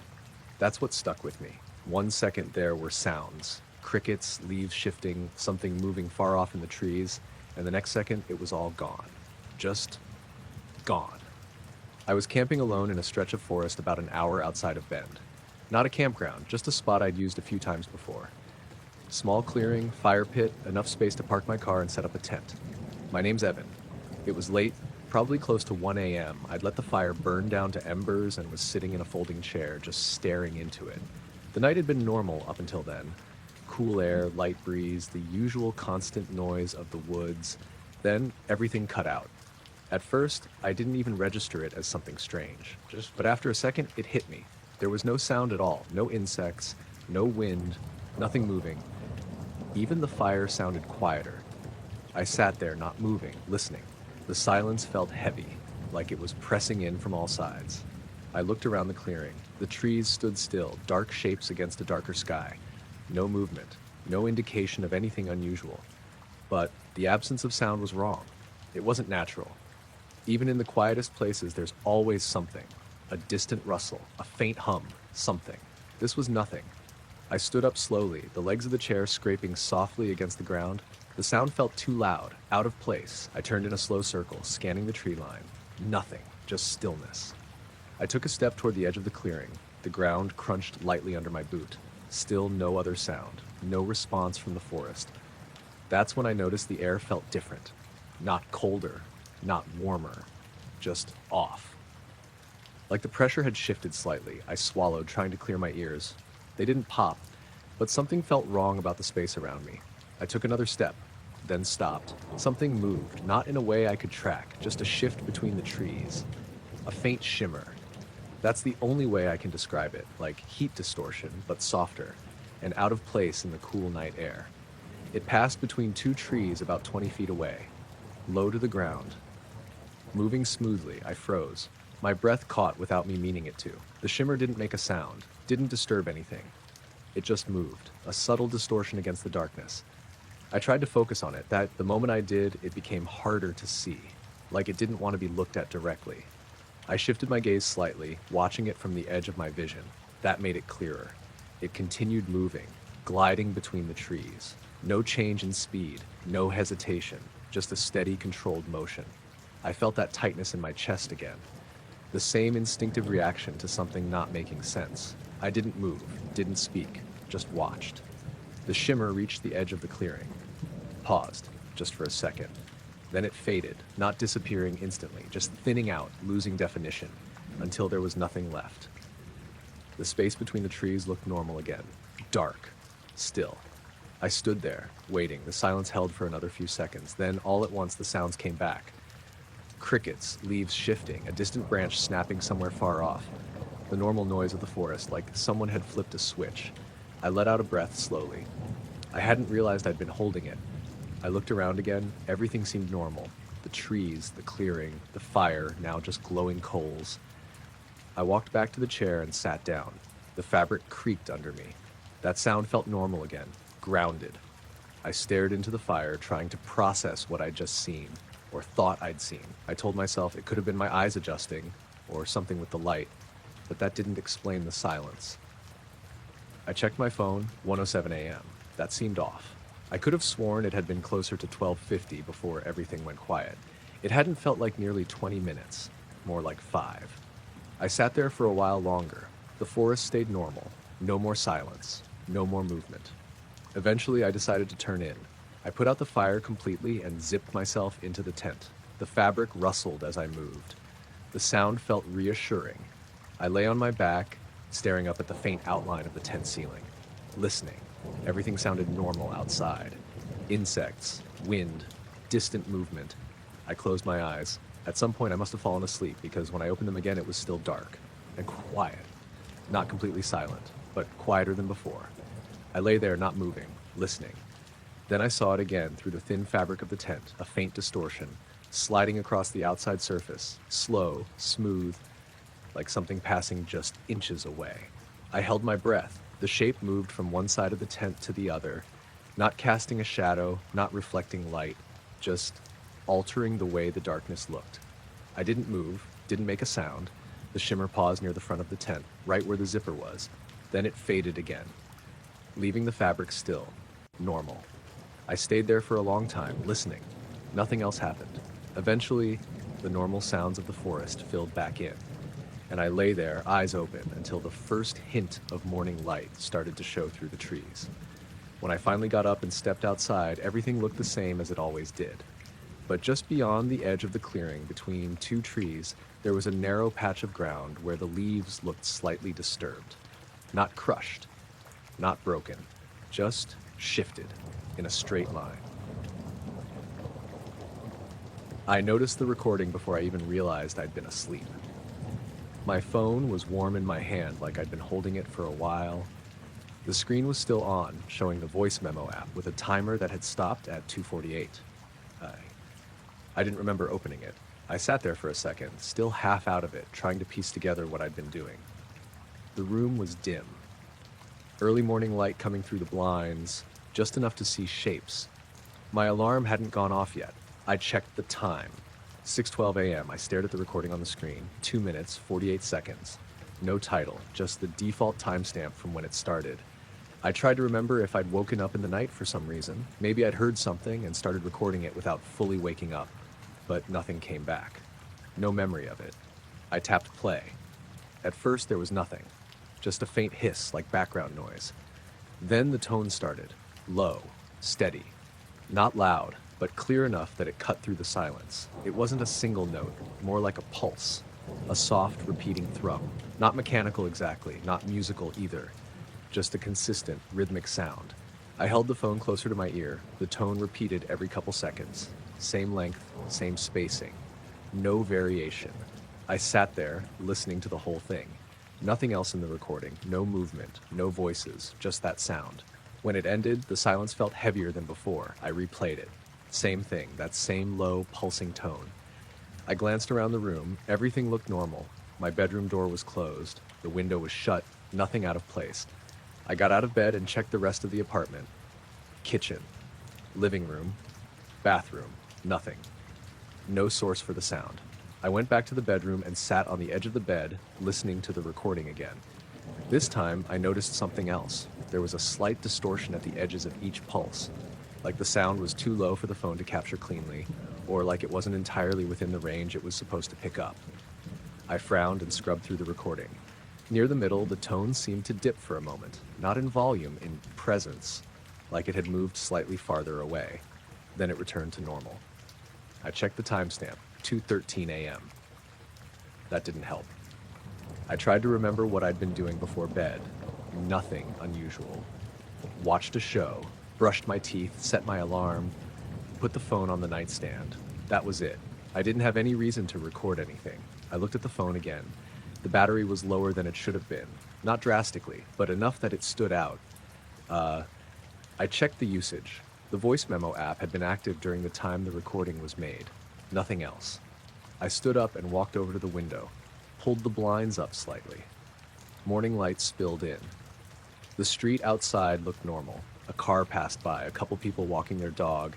Everything felt ordinary. I let the blinds fall back into place. Then I noticed something else. The air in the room felt different, subtle, but noticeable, like the pressure had changed. I swallowed, trying to clear my ears. They popped slightly. I stood there for a second, focusing on it. Then it went back to normal. I sat down again and played the recording one more time. This time, I held the phone away from me, listening to how the sound filled the room. The tone felt heavier than it should have, like it carried more weight than a simple recording. At the very end, just before it cut off, there was something new, a faint shift. Not a second sound, just a slight change in the tone, like it had adjusted. I replayed just that part, over and over. It was subtle, easy to miss, but it was there. I set the phone down on the bed, sat there for a while, trying to decide what to do with it. Eventually, I saved the recording, gave it a name, then left it. The rest of the day went normally. Work, errands, nothing out of the ordinary. But the recording stayed in the back of my mind. That night, I went to bed a little earlier, left my phone on the nightstand again, face down this time. I remember checking it one last time before turning off the light. Everything was normal. No apps open, no recording running. I fell asleep pretty quickly. Sometime during the night, I woke up. I didn't know why. The room was dark, completely still. I lay there, not moving, trying to figure out what had pulled me out of sleep. Then I felt it, not heard, felt. A low vibration, faint, steady, coming from somewhere close. I held my breath, listened. Nothing. No sound. Just that sensation. It faded after a few seconds. I stayed awake for a while longer, then eventually drifted off again. When I woke up in the morning, the first thing I did was grab my phone. The screen lit up.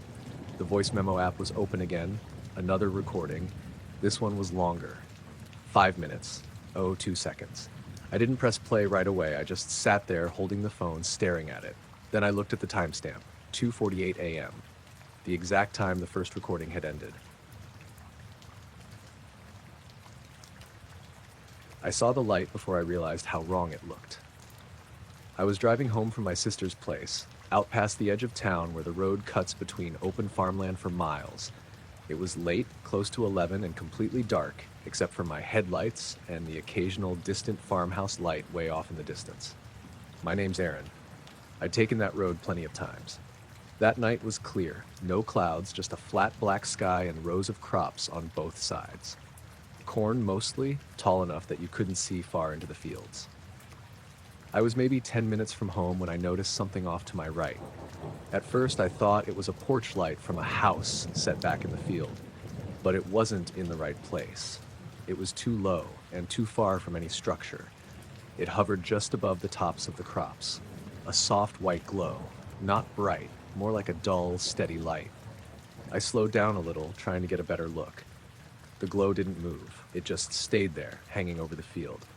I checked the road ahead, then glanced back at it. Still there. Same height, same brightness, no flicker, no beam, just a shape of light. I rolled down my window a bit. The night air came in, cool and still, no sound, no hum, nothing. I slowed down more, almost to a crawl. The light didn't react, didn't shift, didn't change intensity. It just stayed fixed in place.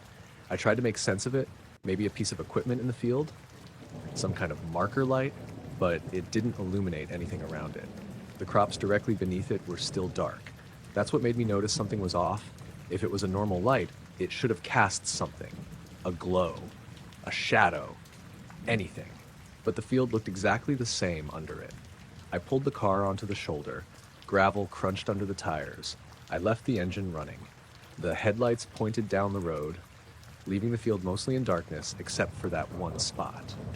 I leaned slightly toward the passenger side, trying to get a clearer view. The glow hovered maybe 10, 15 feet above the crops. Perfectly still. No sway, no drift. I turned off the headlights. The road ahead went dark. The only light left was that one glow in the field. It didn't get any brighter without the headlights. Didn't seem affected at all. I opened the door and stepped out. The night felt heavier outside the car, quiet in a way that made every small movement stand out. I stood there watching it, trying to understand what I was looking at. It didn't look like a bulb or a flame or anything I recognized, just a soft, round presence of light. I took a step away from the car. The gravel shifted under my shoe. The sound felt too loud. The light didn't move. I took another step. Still nothing. No reaction. I felt that tightness in my chest start to build. Not panic, just that sense that something wasn't right. I stopped walking, stood there, staring. Then the light changed. It didn't flicker, didn't brighten. It just started to move, upward, straight up. No curve, no tilt, just rising, slow at first, then a little faster, still completely silent. I felt my body tense. The way it moved didn't look natural. No wobble, no adjustment, just a smooth, controlled lift. I took a step back without thinking. The light kept rising. It didn't cast anything on the ground, didn't change the look of the crops below it. It was like it existed separate from everything around it. Within a few seconds, it was above the height of the field, then higher, above where a tree line would be if there were trees. I kept watching, my eyes tracking it against the sky. It didn't get smaller as fast as I expected, which made me realize it was probably farther away than it looked, or bigger. I couldn't tell. It kept going. Straight up, no sound, no trail, no change in brightness. Then, just as it reached a point where it blended into the stars, it disappeared. Not faded, not dimmed, just gone. 1 second it was there, the next, nothing. I stood there, staring at the empty space, waiting for it to come back. Nothing did. The sky looked normal again. Stars scattered evenly, no movement. I stayed there longer than I meant to, trying to convince myself I'd misread it, that it was something normal I just didn't recognize. But the way it had risen, I couldn't explain that. Eventually I got back in the car, closed the door. The inside felt smaller than before, quieter. I turned the headlights back on. The road lit up again. The field to my right looked completely normal. Dark. Still, no sign of anything. I pulled back onto the road and started driving. For a while, I kept checking the side mirror, then the sky, then back to the road. Nothing. Everything stayed normal. About 5 minutes later, I glanced at the clock on the dashboard, 11:42. That made me frown. I was sure it had been closer to 11:20 when I first saw the light. It hadn't felt like 20 minutes, more like 5. I drove the rest of the way home without stopping. When I pulled into my driveway, I sat there for a second before turning off the engine. The house was dark, quiet, normal. I got out, locked the car, and walked inside. But before I closed the door, I looked back down the street. Just for a second, everything was still. But way out past the last streetlight, in the direction of the fields, I thought I saw something faint. Not bright enough to be sure, just a pale suggestion of light, hovering low, exactly where I'd seen it before. I first noticed the humming when I crossed the second block. It was late, close to 1 a.m., and I'd gone out for a walk because I couldn't sleep. I live in a quiet suburb outside Boise, the kind of place where everything shuts down early and the streets are empty by midnight. My name's Daniel. I walk a lot at night when my head won't settle. That night was cold but clear, no wind. Just that still kind of quiet where your footsteps sound louder than they should. I had my hands in my jacket pockets, hood up, just walking with no real direction. At first, I thought the humming was coming from a house. It was faint, low, more like something you felt than heard. I kept walking. The sound stayed with me. Not louder, not quieter, just there. I slowed down a little, trying to figure out where it was coming from. It didn't seem directional. Usually you can tell if a sound is coming from your left or right, ahead or behind. This wasn't like that.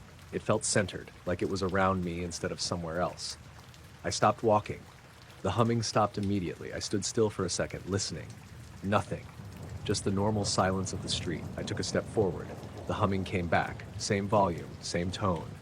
That made me pause. I took another step. Still there. I stopped again. Silence. I frowned, looking around. The houses were dark, no lights on, no cars moving, no obvious source. I turned slowly in a circle. Nothing changed. I took a few steps backward. The humming came back again, exactly the same. I stopped. It stopped. I stood there for a moment, trying to make sense of it. Then I kept walking, a little slower now, paying attention. The humming followed, not in a way that suggested movement behind me or above me. It didn't get closer or farther. It just stayed consistent, like it was locked to my pace. I tried walking faster. The sound didn't change. Still the same low, steady tone. I slowed down again. Still there. I stopped abruptly. The silence hit instantly. No fade, no delay, just gone. I felt that tight, uneasy feeling settle in my chest. I looked up. The sky was clear, stars scattered across it. Nothing unusual. I looked back down the street, still empty. I kept going, but now I was paying attention to everything. The sound of my shoes on the pavement, my breathing, the faint hum of distant power lines, but this humming was different. It wasn't part of the environment. It was attached. That's the only way I can describe it. I turned onto a side street that runs along a small park. There's a stretch there with no streetlights for about half a block. It gets darker than the rest of the neighborhood. I hesitated for a second, then kept walking. As soon as I stepped into the darker stretch, the humming changed slightly. Not in pitch, in presence. It felt stronger, not louder exactly, just more noticeable, like it was pressing in closer. I slowed my pace. The sound stayed with me. I stopped. Silence. I took a single step forward. The humming returned instantly. I looked around again. The park to my right was just a dark mass of trees, no movement, no light. I took another step, then another. The sound didn't shift, didn't move, just stayed constant. I started to feel like I was being matched, not followed, matched. I stopped again. The silence felt heavier this time, like something had been there and suddenly wasn't. I took a breath and turned around, started walking back the way I came. The humming came back, same as before, perfectly synced to my movement. I tested it, short steps, long steps, it didn't matter. The sound was there as long as I was moving, gone the second I stopped. I picked up at my pace, walking faster now. The sound stayed with me. I crossed back under a streetlight. The orange glow spread across the pavement. My shadow stretched out in front of me. For a second, I thought the humming dipped, not stopped, just softened. Then it returned to normal. I kept walking, almost at a jog now. The sound didn't lag, didn't fall behind, didn't get ahead. It stayed perfectly in sync. I reached the corner near my house, stopped. Silence. I stood there, breathing a little heavier, looking around. Everything looked normal. The same houses, the same quiet street. I took one step forward. The humming came back, right away. That's when it really hit me.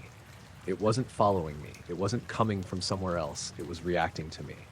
I walked the last half block to my house quickly. The sound stayed with me the entire time. I reached my driveway, stopped. Silence. I stood there for a second, staring at the front door. Then I took a step toward it. The humming came back. I unlocked the door, stepped inside, closed it behind me. The sound stopped, completely. I stood there in the entryway, not moving, listening. Nothing. Just the quiet of the house. I took a step forward, still nothing. I walked into the living room. No humming. I let out a breath I didn't realize I was holding. Everything felt normal again, but something about it stuck with me. I walked over to the window and looked outside. The street was empty, still, quiet. I stared for a minute. Then I unlocked the door again, opened it just a few inches. The cold air slipped in. I stepped 1 foot outside. The humming came back immediately. Same tone, same intensity. I froze, then pulled my foot back inside. Silence. I closed the door, locked it. Stood there for a long time just staring at it. Eventually, I went to bed. I didn't sleep much. The next morning, everything felt normal. No sound, no weirdness. But later that day, when I stepped out to get the mail, I paused on the porch, just for a second, listening. There was nothing at first. Then, as I shifted my weight forward to take a step, I felt it, not heard, felt. A faint vibration in my chest, like something was about to start. I noticed it because everything else was steady. I'd driven out past the last stretch of houses, parked off a dirt road that cuts through some open land outside Flagstaff. It was one of those dry, clear nights where the sky looks packed with stars, not just scattered. My name's Colin. I'd been out there a few times before just to sit and clear my head. It was late, probably around 11:30. Still warm from the day, but cooling off fast. No wind, just quiet. I leaned back against the hood of my car, hands in my pockets, looking up. At first, everything looked normal. Stars everywhere. Some brighter than others, but all steady. Then I noticed one that wasn't. It was faint, not one of the bright ones. Off to the right, just above the tree line, it flickered, not randomly, in a pattern, on, off, even spacing between each one. I narrowed my eyes, trying to focus on it. As soon as I did, it stopped, just like that, completely steady. I held my gaze there. Nothing, just a normal star again. I shifted my eyes slightly, looking just past it instead of directly at it. After a few seconds, it started again. On, off, on, off. Same rhythm. I looked directly at it again. It stopped. I felt a small knot form in my chest. I looked away, pretending not to care, letting my eyes drift across the sky. A few seconds later, it started flickering again. This time, I didn't look straight at it. I watched it from the corner of my eye. The pattern stayed consistent, almost mechanical. Not like a plane, not like a satellite, too precise. I tried to count the timing, 1 second on, 1 second off, over and over. I checked the rest of the sky. Nothing else was doing that. Everything else stayed steady. I took a step away from the car, moving out into the open. The gravel crunched under my shoes. The sound seemed louder than it should have been. I kept my eyes off the star, watching it indirectly. The flickering continued. I took another step, then another. The pattern didn't change, still steady, still controlled. I stopped moving. The flickering continued. I glanced directly at it. It stopped immediately. I let out a breath slowly, looked away again, waited. A few seconds passed, then it started again. I felt like I was being tested, not in a direct way, just observed. I shifted my position slightly, turning my body but keeping my head angled away from the star. The flickering continued in my peripheral vision. Then something else changed. The timing shifted, not by much, just enough to notice. Instead of 1 second on, 1 second off, it stretched slightly. Longer pause, then shorter, then back to even. I frowned, trying to track it. The pattern wasn't random, but it wasn't perfectly consistent anymore either. I looked up at the rest of the sky again, everything else still normal. I checked my phone for the time, 11:47. I couldn't tell how long I'd been standing there. Felt longer than that. I put the phone back in my pocket, then, without meaning to, I looked directly at the star again. It stopped, but this time it didn't just go steady. It dimmed slightly, not disappearing, just less bright. I held my gaze there. It stayed dim. I looked away, waited, nothing. No flicker this time. I shifted my weight, feeling that same tightness in my chest again. I took a few steps backward toward the car. The star stayed dim. I turned slightly, trying to catch it in my peripheral vision again. No change, just a faint, steady point of light. I leaned back against the hood again. The metal was cooler now. I stared at the sky, not focusing on anything in particular. After maybe 30 seconds, I noticed something else. A second star, a little higher up, flickered once. Just once. Then stayed steady. I straightened, watching. Another flicker. Then stillness. I didn't look directly at it. I kept my gaze loose, trying to take in the whole area. Then both of them flickered. Not in sync, but close. A quick pulse from one, then the other. Then nothing. I felt my breathing change, shallower, slower. I tried to keep track of both without focusing on either. A third point farther to the left flickered once, then went still. I swallowed, my throat dry. The pattern wasn't obvious anymore, but it was there. Something was changing. I made the mistake of looking directly at one of them again. It stopped. All of them did. At once. The entire section of sky went completely steady. No flicker anywhere. I held my gaze there, waiting. Nothing. Just normal stars. I stood there for a while, not moving. Eventually, I pushed myself off the car and got inside. Closed the door. The sound felt too loud in the quiet. I started the engine. The headlights came on, cutting across the dirt road. I sat there for a second, hands on the wheel. Then I looked up through the windshield. The stars were still there, unchanged, no flickering, no movement. I put the car in reverse and turned around. As I started driving back toward the main road, I kept glancing up. Nothing unusual, just a normal sky. When I reached the paved road, I stopped at the edge for a second. Looked up one last time, everything steady. I pulled onto the road and started heading back toward town. A few minutes later, when I checked the time again, it read 12:26. I frowned. That didn't line up. It hadn't felt like nearly 40 minutes, more like 10. I drove the rest of the way home without stopping, but every so often I caught myself looking up through the windshield again. And once, just once, I thought I saw a faint flicker reflected in the glass, but when I looked up at the sky itself, everything was completely still. I noticed the stars dimming before I understood why. I was driving back from a late job, somewhere between two small towns in central Nebraska, the kind of road where there's nothing for miles except fields and the occasional farmhouse set way back from the highway. It was just after midnight. Clear sky. No moon. Out there, you can see everything. More stars than you expect, stretched across the sky in a way that makes it feel deeper than it should. I had the windows cracked a little, letting in that cool, dry night air. The road ahead was empty, just my headlights cutting through the dark. I wasn't really thinking about anything, just driving. Then something changed. At first, I thought a cloud had passed over. A patch of sky ahead of me looked darker than the rest, but it didn't behave like a cloud. It wasn't soft, it had a shape, a smooth, circular shape. I slowed down slightly, leaning forward without meaning to.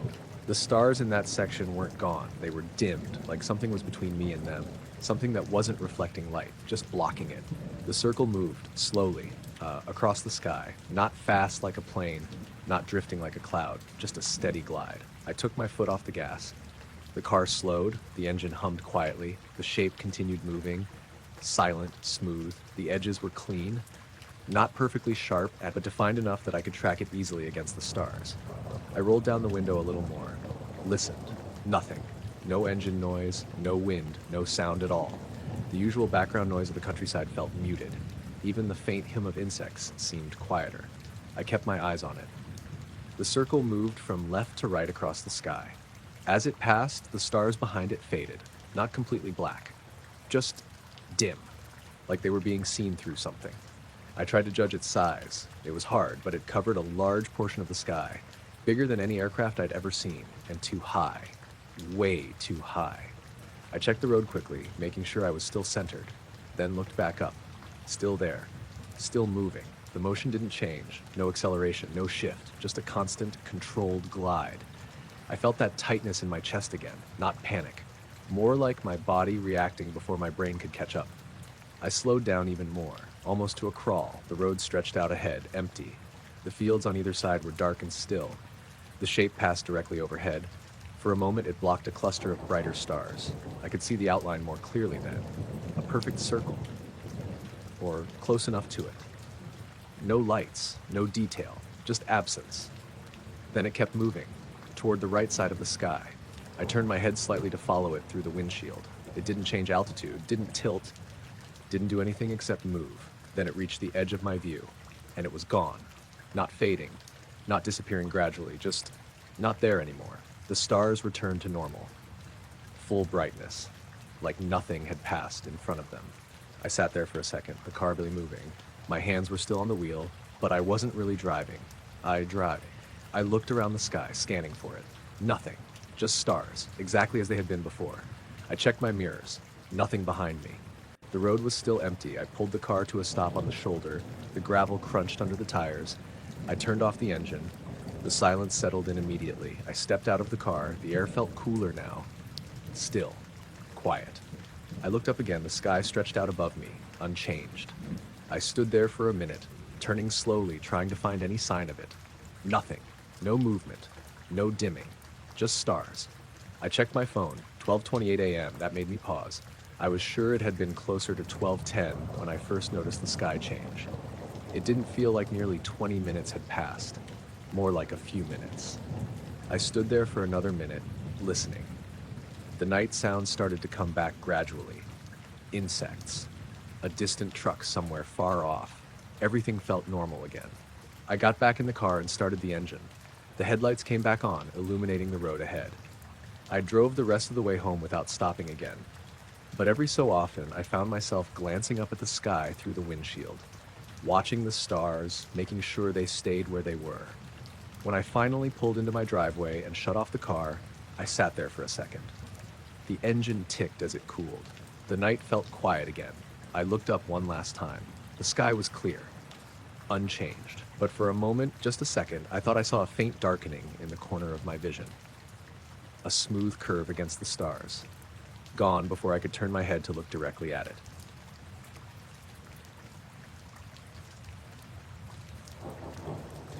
I noticed the line because it didn't match anything in the room. I was lying on my back, staring at the wall across from my bed. It was late, probably past 2 a.m. I hadn't checked the time in a while, but I couldn't sleep. Just one of those nights where your brain won't shut off. My room faces the backyard. There's a small window with blinds, and usually you get a little bit of streetlight bleeding through from the side, just enough to see shapes. But this wasn't that. This was a thin line, straight, faint, but clearly there. It stretched vertically along the wall, about a foot wide, like a narrow beam of light that had been flattened. At first, I thought maybe a car had turned down the street and the headlights were catching the window at a weird angle. But it wasn't moving the way headlights do. It was too slow. I stayed still, watching it. The line crept sideways across the wall. Not jittery, not flickering, just a steady, smooth motion, like it was being dragged across the surface. I pushed myself up slightly on my elbows. The room stayed quiet, no sound of a car passing, no engine, no tires on pavement, nothing, just that line of light moving. It reached the corner where the wall meets the ceiling. Then it continued upward. That's when it started to feel wrong. Light doesn't usually behave like that. If it was coming through the window, it should have stretched and distorted as it climbed. But it didn't. It kept the same shape, same width, same intensity, like it wasn't coming from outside at all. I swung my legs over the side of the bed, but didn't stand up yet, just sat there, watching. The line slid onto the ceiling, still straight, still even. It moved slowly across the ceiling now, heading toward the center of the room. I glanced at the window. The blinds hadn't moved, no shifting shadows, no passing light from outside. I looked back at the ceiling. The line was still there, still moving. I stood up this time, slowly, like I didn't want to disturb anything. The floor felt cold under my feet. I took a few steps closer, standing directly under it. The light didn't react, didn't change brightness, didn't flicker. It just kept going. I reached up slightly, not touching it, just holding my hand near where it passed. There was no warmth, no sensation at all. It wasn't like standing in sunlight or under a lamp. It felt like nothing. That made it worse. I pulled my hand back. The line continued moving. It crossed over the center of the ceiling now. Then it started to fade. Not all at once, gradually, like someone was dimming it. The edges softened first, then the brightness dropped. Within a couple seconds, it was gone. The room went back to how it had been before. Dark. Still. I stood there for a moment, staring at the ceiling, waiting for it to come back. Nothing did. I walked over to the window and pulled the blinds up slightly. Outside was quiet. The backyard was dark. No lights, no cars, nothing that could have caused it. I let the blinds fall back into place, turned around. The room looked normal again, but something felt off. I couldn't explain it. I got back into bed but stayed sitting up, listening, trying to catch any sound I might have missed. After a minute or two, I checked my phone. 2:14 a.m. That seemed about right. Maybe a little later than I expected, but close enough. I set it down on the nightstand. Then I noticed something else. The room smelled different, faint, almost like after a thunderstorm, that sharp, clean smell. I sat there trying to place it. It wasn't strong, just enough to notice. I got up again and walked toward the window. The smell seemed stronger near it. I pulled the blinds back again. Still nothing outside, just darkness. I opened the window slightly. Cool air came in, normal air, no smell. I closed it again, turned back toward the room. That's when I saw it again. Not on the wall, on the floor this time. A faint line near the foot of the bed. I froze. It was the same shape, same width, same soft glow, but it wasn't moving. Not yet. I didn't move either, just watched. After a few seconds, it started to shift, slowly, sliding across the floor, toward the wall. I took a step back. My heart was beating faster now. The line reached the base of the wall, then climbed, same as before. No distortion, no change in shape, just moving upward. I felt that tightness in my chest again, that sense that something was happening just outside of what I could understand. I looked at the window again. Still nothing, no source, no explanation. I turned back. The line had reached halfway up the wall. Then it stopped. Just for a second, completely still. Then it dimmed, faster this time. Within a second, it was gone. The room was dark again. I stood there, not moving, waiting. Nothing came back. After a while, I got back into bed. I didn't lie down right away, just sat there, staring at the wall where it had been. Eventually, I checked my phone again. 2:26 a.m. I frowned. That didn't make sense. It hadn't felt like 12 minutes, maybe 3 or 4. I set the phone down slowly, lay back, closed my eyes. I didn't fall asleep right away. I kept thinking about the way the light moved, too steady, too controlled, and how it didn't seem to come from anywhere. At some point, I must have drifted off, because when I woke up, it was morning. Sunlight coming through the window normally. Everything looked fine. But when I got up and looked at the wall across from my bed, there was something I didn't recognize at first. A faint, straight mark, barely visible, running vertically, exactly where the light had first appeared.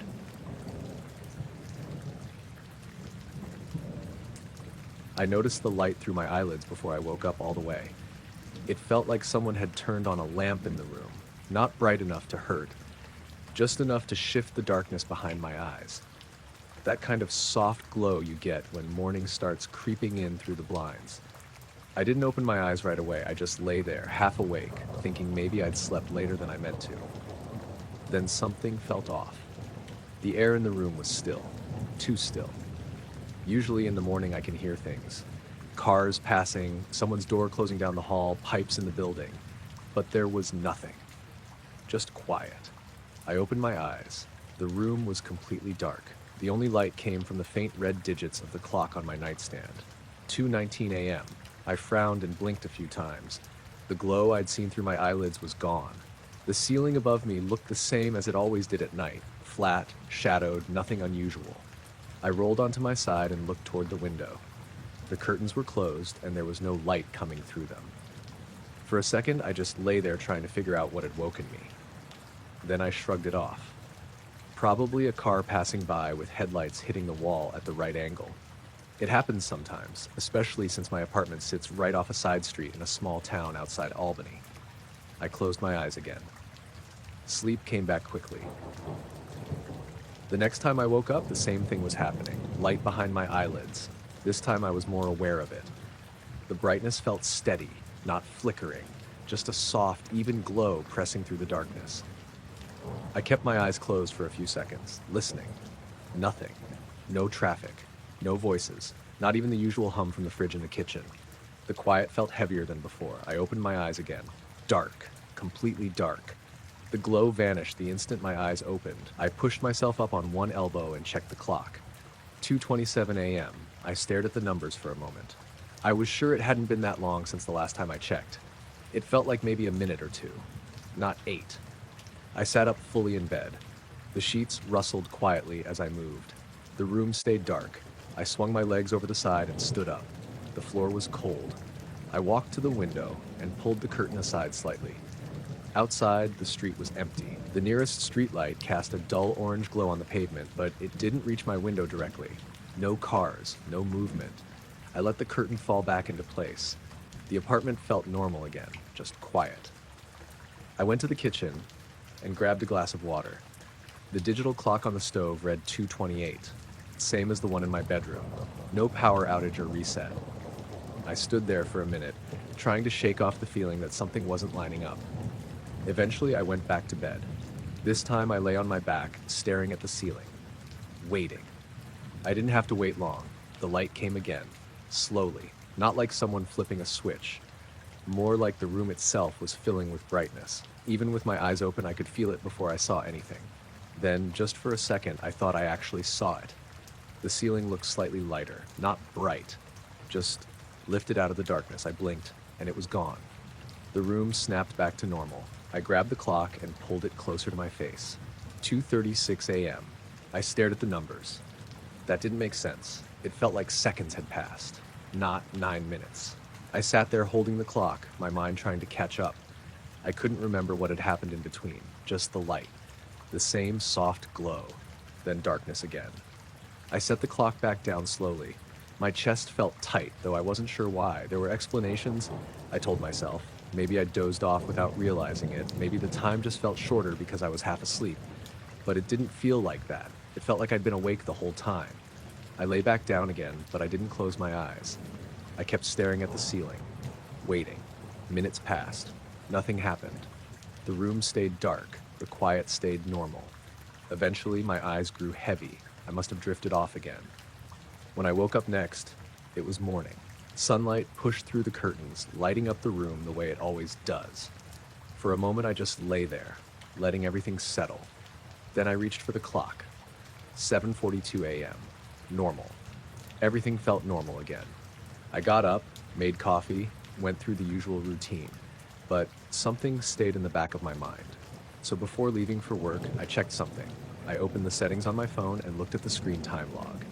There was a gap between 2:27 and 2:36. No activity, no notifications, nothing. Just a blank stretch of time. Later that night, when I got back home, I stood in the bedroom for a while before going to bed. I looked up at the ceiling. It looked the same as always, flat, ordinary. But when I turned off the light and the room went dark, I hesitated before closing my eyes. Because for a second, just before the darkness settled, and I thought I saw the faintest hint of brightness forming again. I noticed the star because it didn't belong where it was. I'd been sitting on the hood of my truck for a while, maybe half an hour, out on a gravel pull-off near the edge of a soybean field. It was one of those places locals use during the day to turn around farm equipment. But at night, it's just empty. It was late August, warm even after midnight, and the air had that dry smell from the fields. No wind, just stillness. You could hear insects out in the crops and the occasional distant truck on the highway a couple miles away. I wasn't doing anything in particular. Just lying back, looking up. The sky out there gets pretty clear if you're far enough from town. You can see way more stars than you expect. I'd been tracing out constellations, the obvious ones first, then the smaller clusters you only notice if you stare long enough. That's when I saw it.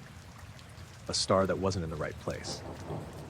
It was faint, not one of the brighter ones, sitting just off to the side of a cluster I recognized. At first I thought maybe I just misremembered the pattern, so I kept looking at it. After a few seconds it moved. Not fast, just a slow drift to the right. I narrowed my eyes, trying to focus on it. Satellites do that sometimes. You can catch them moving if you stare long enough. But this one didn't move the way satellites usually do. It wasn't crossing the sky in a straight path. It was sliding sideways, relative to the stars around it. I pushed myself up onto my elbows, keeping my eyes locked on it. The star continued drifting slowly. Then it stopped. Completely still. I blinked a few times. The rest of the sky stayed steady. Only that one had moved. Now it just hung there, out of place. I sat up fully. The metal of the truck hood was still warm under my hands. The insects in the field kept their steady rhythm. Everything felt normal except for that one point of light. I checked around it, looking for any sign of blinking or color changes that might suggest an aircraft. Nothing, just a steady white dot. I glanced down for a second to adjust my position, then looked back up. Still there, still in the wrong spot. I counted in my head. 1, 2, 3, 5 seconds. 10. The light didn't move. Then it shifted again. A small movement, almost like a correction. It drifted slightly upward this time, then stopped. The motion was too controlled, too deliberate. I felt that slow tightening in my chest again. The kind that comes when something doesn't add up. I swung my legs over the side of the truck and stood up, trying to get a better angle. The gravel crunched under my boots. The star remained fixed in place. For a moment, I wondered if I was looking at two different stars and confusing them. But I knew I wasn't. The pattern around it had changed. I could still see the original cluster, and this one sat just outside it, where it hadn't been before. The light held steady for another few seconds. Then it dimmed, not quickly, just a gradual fading, like someone lowering the brightness. I leaned forward slightly, trying to keep it in view. The surrounding stars stayed the same, only that one grew fainter. Within maybe 3 seconds, it was barely visible. Then it was gone. Not streaking away, not dropping, just gone. I stood there staring at the empty space. The cluster of stars around it looked normal again, like nothing had changed. I waited, half expecting it to come back. It didn't. The insects in the field kept going. A breeze picked up slightly, moving the tops of the soybean plants in a soft ripple.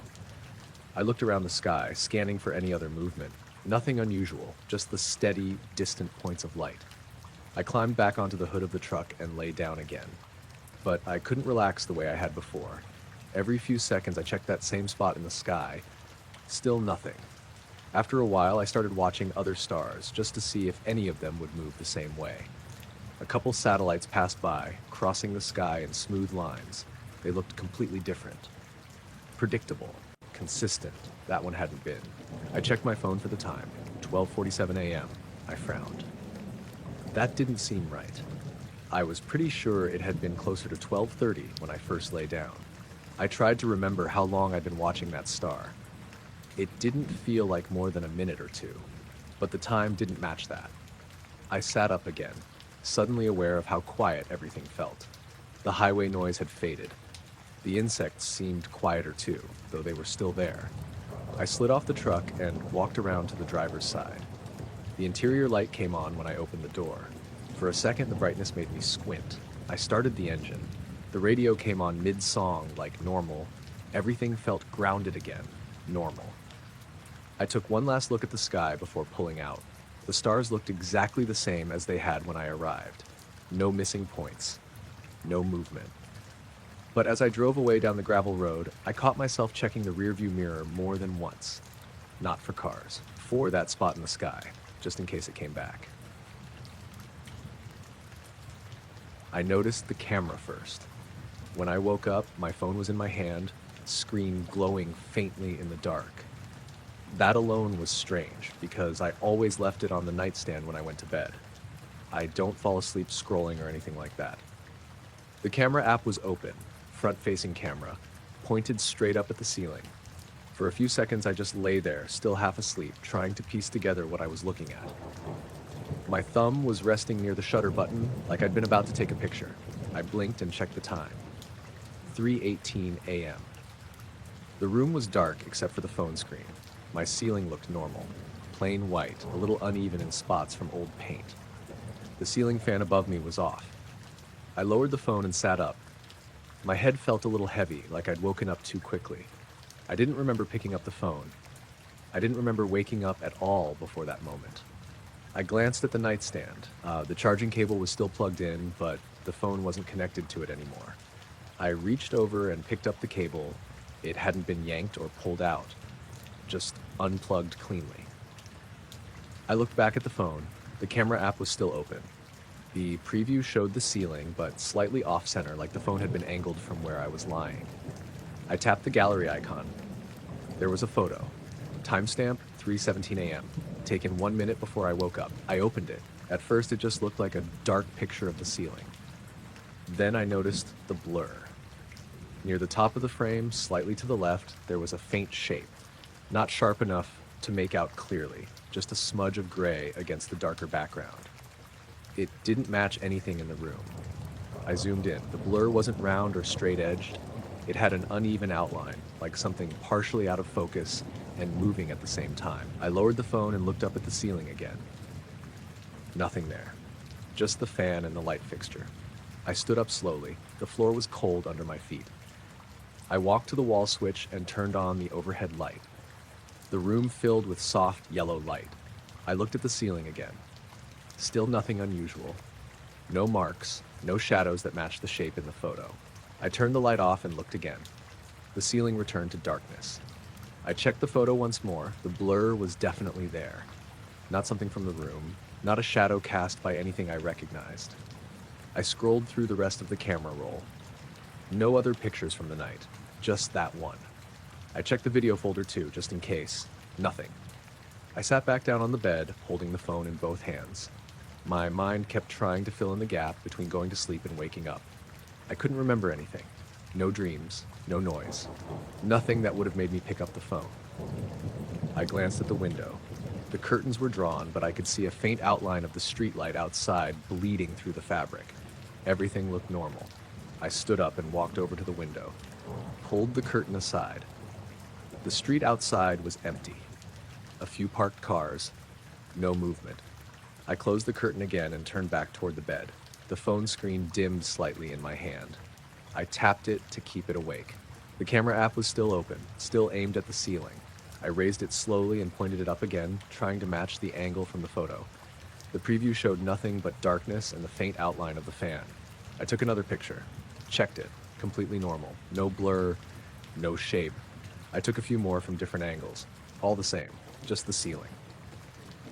I sat back down again, the room quiet. Too quiet.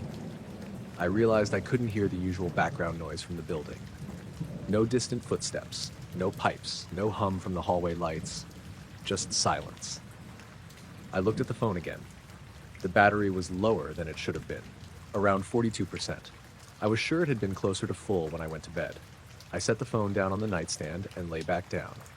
But I didn't close my eyes. I kept staring at the ceiling, waiting. Minutes passed. Nothing happened. Eventually, the quiet started to feel normal again. The faint hum of the building returned. Somewhere in the distance, a car passed. I must have fallen asleep again at some point. When I woke up in the morning, sunlight filled the room. Everything looked ordinary. For a moment, I almost convinced myself I'd imagined it. But the phone was still on the nightstand, and the photo was still there. Later that day, I showed it to my friend Elena. She squinted at the image for a while. Could be motion blur, she said. Maybe you moved the phone while taking it. While I was asleep, she shrugged. People do weird stuff in their sleep. That made sense, at least on the surface. But something about the shape didn't look like motion blur. It didn't streak across the frame. It just hovered there. That night, before going to bed, I put the phone face down on the nightstand again, plugged it in, made sure it was exactly where I usually left it. Then I turned off the light. The room went dark. I lay there staring up at the ceiling.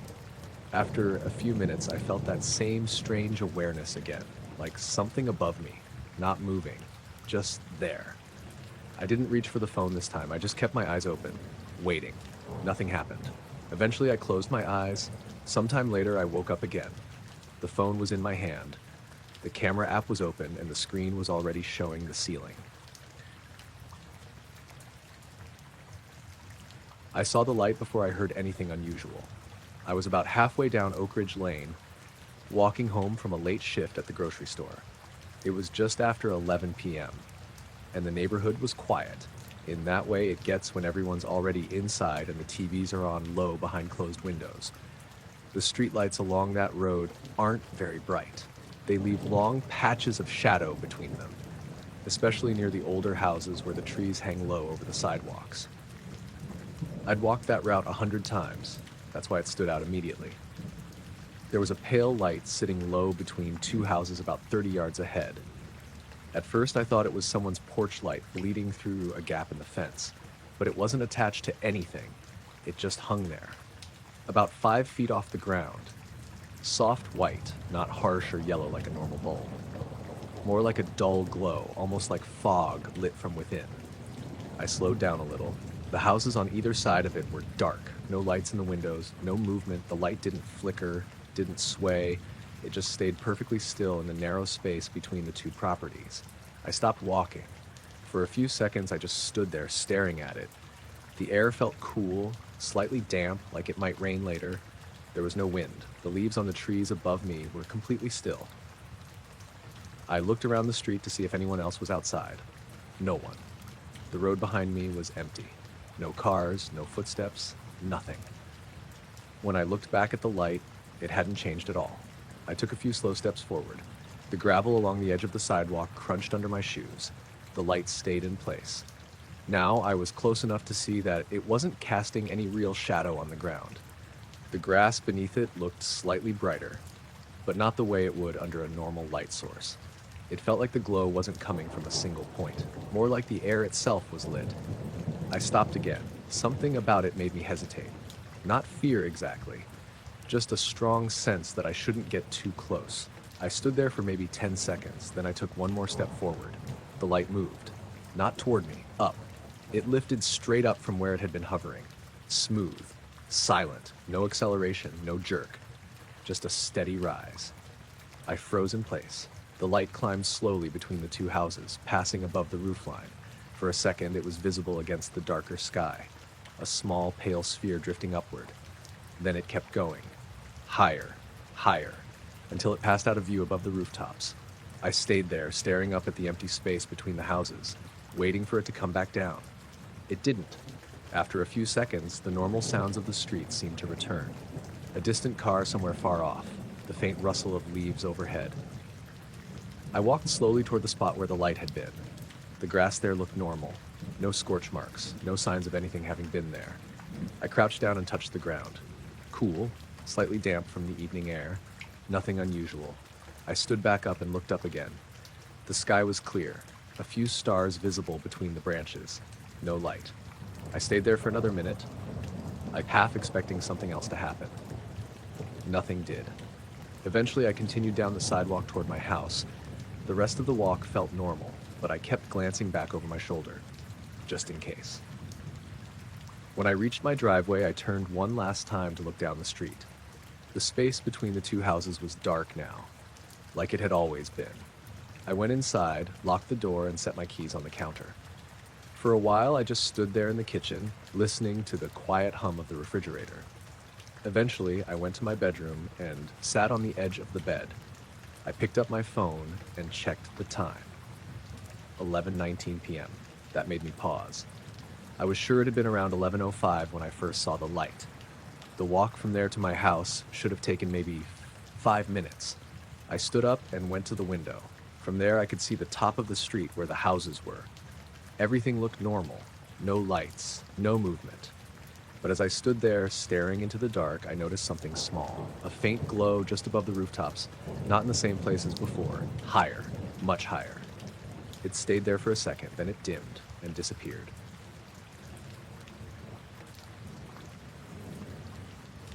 I saw the glow before I realized how quiet everything had gotten. It was just after 10 p.m., and I was driving down a 2-lane road outside of Salina, Kansas, heading back home after visiting my friend Lucas. The road runs through miles of farmland, mostly corn and wheat, with long stretches where there's nothing but fields on both sides. I had the radio on low, some late-night talk show fading in and out as I got farther from town. At some point, I noticed the signal had dropped completely. The radio didn't fade, it just went silent. No static, no voices, just nothing. I reached over and tapped the screen, thinking maybe I'd accidentally muted it. The display was still on, showing the station, but there was no sound. I frowned and glanced up at the road. That's when I saw it. A soft red glow hovering just above the crops on the right side of the road. It was faint at first, barely noticeable against the darkness. But once I saw it, I couldn't unsee it. It hung maybe 10 feet above the tops of the corn, casting a dull red tint over a small patch of the field. Not bright enough to light everything up, just enough to make the stalks underneath it look darker and slightly red. I eased off the gas. The tires hummed against the asphalt. The glow stayed in place. At first, I thought it might be a piece of farm equipment with a light on, but there was no structure around it, no barn, no tractor, just the field stretching out into the dark. I slowed down more, almost to a crawl. The glow didn't flicker, didn't move, just hovered. I rolled down my window halfway. The night air was still and warm, no wind, no insects. That was the first thing that felt wrong. Out there, you always hear something at night, crickets, frogs, wind in the crops. But now there was nothing. I leaned slightly toward the open window, listening. Nothing. The glow remained steady. I drove a little farther, bringing the car nearly alongside it. Now I could see it more clearly. It wasn't a beam or a spotlight. It was more like a small cloud of light, evenly distributed, with no visible source. The edges were soft, blending into the darkness around it. I tapped the brake and let the car roll to a stop. The engine idled quietly. The glow hovered maybe 20 yards off the road. I stared at it for a long moment. Then I noticed something else. My headlights didn't seem to reach it properly. The beams stopped short, like they were dimming before they touched the glow. The corn between me and the light looked darker than it should have been. I felt that same tightness in my chest again. I didn't want to get out of the car, but I also didn't want to drive past it without looking a little closer. I opened the door halfway and stepped 1 foot onto the road. The gravel crunched under my shoe. The glow didn't react. It stayed perfectly still. I stepped fully out of the car and stood there, the door still open behind me. The engine continued to idle. The headlights cast a narrow path across the road and into the field, but the red glow seemed untouched by it. I took a few steps toward the ditch. The grass along the roadside brushed against my legs. The glow stayed in place. I stopped at the edge of the ditch and looked out over the crops. The red light hovered there, silent and steady. Then it moved, not sideways, not toward me, up. It lifted straight upward, smooth, even. No change in brightness, no flicker, just a steady rise. I froze. The glow climbed above the height of the corn, then above the nearby fence posts. It kept going. Slowly at first, then a little faster. Still no sound. Still no change in intensity. It rose above the field until it was level with the top of the trees in the distance, then higher. I tilted my head back to keep it in view. The glow remained the same dull red, not getting dimmer or brighter as it climbed. That part didn't make sense. Anything moving that far away should change in brightness. This didn't. It just stayed the same. Then it reached a point where it was almost directly above me. For a moment it paused. I held my breath. The silence around me felt heavier than before. Then the glow shot upward. Not gradually. Not like before. Faster. Straight up. Within a second it was high above the field. Within 2 seconds it was just a small red point against the black sky. Then it vanished. No fading. No streak. Just gone. The moment it disappeared, the sound came back. Crickets. Wind through the corn. The distant hum of a truck on the highway. I stood there for a few seconds, still staring at the sky. Nothing else moved. No other lights, no aircraft, just stars. I slowly walked back to the car and got in. The radio came back on by itself. Mid-sentence, like it had never stopped. I checked the clock on the dashboard, 10:58 p.m. I stared at it for a second. That didn't seem right. I was sure it had been closer to 10:40 when I first saw the glow. I couldn't account for the time. I drove the rest of the way home without stopping again. But when I passed another stretch of farmland about 10 minutes later, I found myself looking out over the fields. Just in case, everything looked normal. Dark. Empty. But I kept thinking about how the glow hadn't changed at all as it rose, like distance didn't matter to it. And when I pulled into my driveway and turned off the engine, I noticed the red tint lingering faintly in my vision, as if I'd been staring at it longer than I thought. I didn't notice it until the next morning. I was making coffee, still half asleep, scrolling through my phone like I always do before work. One of the first notifications was from my security camera app. Motion detected, 2:11 a.m. That wasn't unusual. The camera points out into the backyard and it picks up everything. Cats, wind moving the branches, sometimes even bugs flying too close to the lens. I tapped the notification while leaning against the counter. The clip loaded. The yard looked normal at first. Dark grass, the fence line, the shadow of the oak tree in the back corner. The porch light had been off, so the only illumination was a faint glow from the neighbor's light a few houses over. Then the flash hit. The entire screen went white. Not like a lightning strike where it flickers, just a single overwhelming burst of brightness. For one frame, the whole yard looked like it was daytime. The grass, the fence, even the leaves on the tree were visible in sharp detail. Then it was gone. The next frame dropped straight back into darkness. I frowned and replayed it. Same thing. Normal. Flash. Dark again. Then I noticed the timestamp. Before the flash, 2:11:08. After the flash, 2:11:14. 6 seconds missing. I scrubbed through the clip again slowly, frame by frame. There were no frames in between. It jumped straight from the moment before the flash to several seconds after. I set the coffee down and watched it again. The flash didn't look like lightning. It didn't have that jagged, uneven brightness. This was uniform, like the entire yard had been illuminated from above. I glanced out the kitchen window into the backyard. Morning light filled the space now. Everything looked normal. Nothing burned, nothing damaged. I opened the weather app. Clear skies all night. Snowstorms anywhere near my area. I went back to the clip. This time I turned the volume up. The camera records audio too. Before the flash, I could hear faint night sounds. Crickets, a distant car, the usual. During the flash, there was nothing. No thunder, no crack, no electrical pop, just silence. After the flash, the crickets came back immediately, like nothing had happened. I checked the rest of the timeline. There was another alert at 2:12. I opened it. The yard was dark again, but something looked off. The porch light, it was off. That wasn't unusual by itself, except I always leave it on overnight.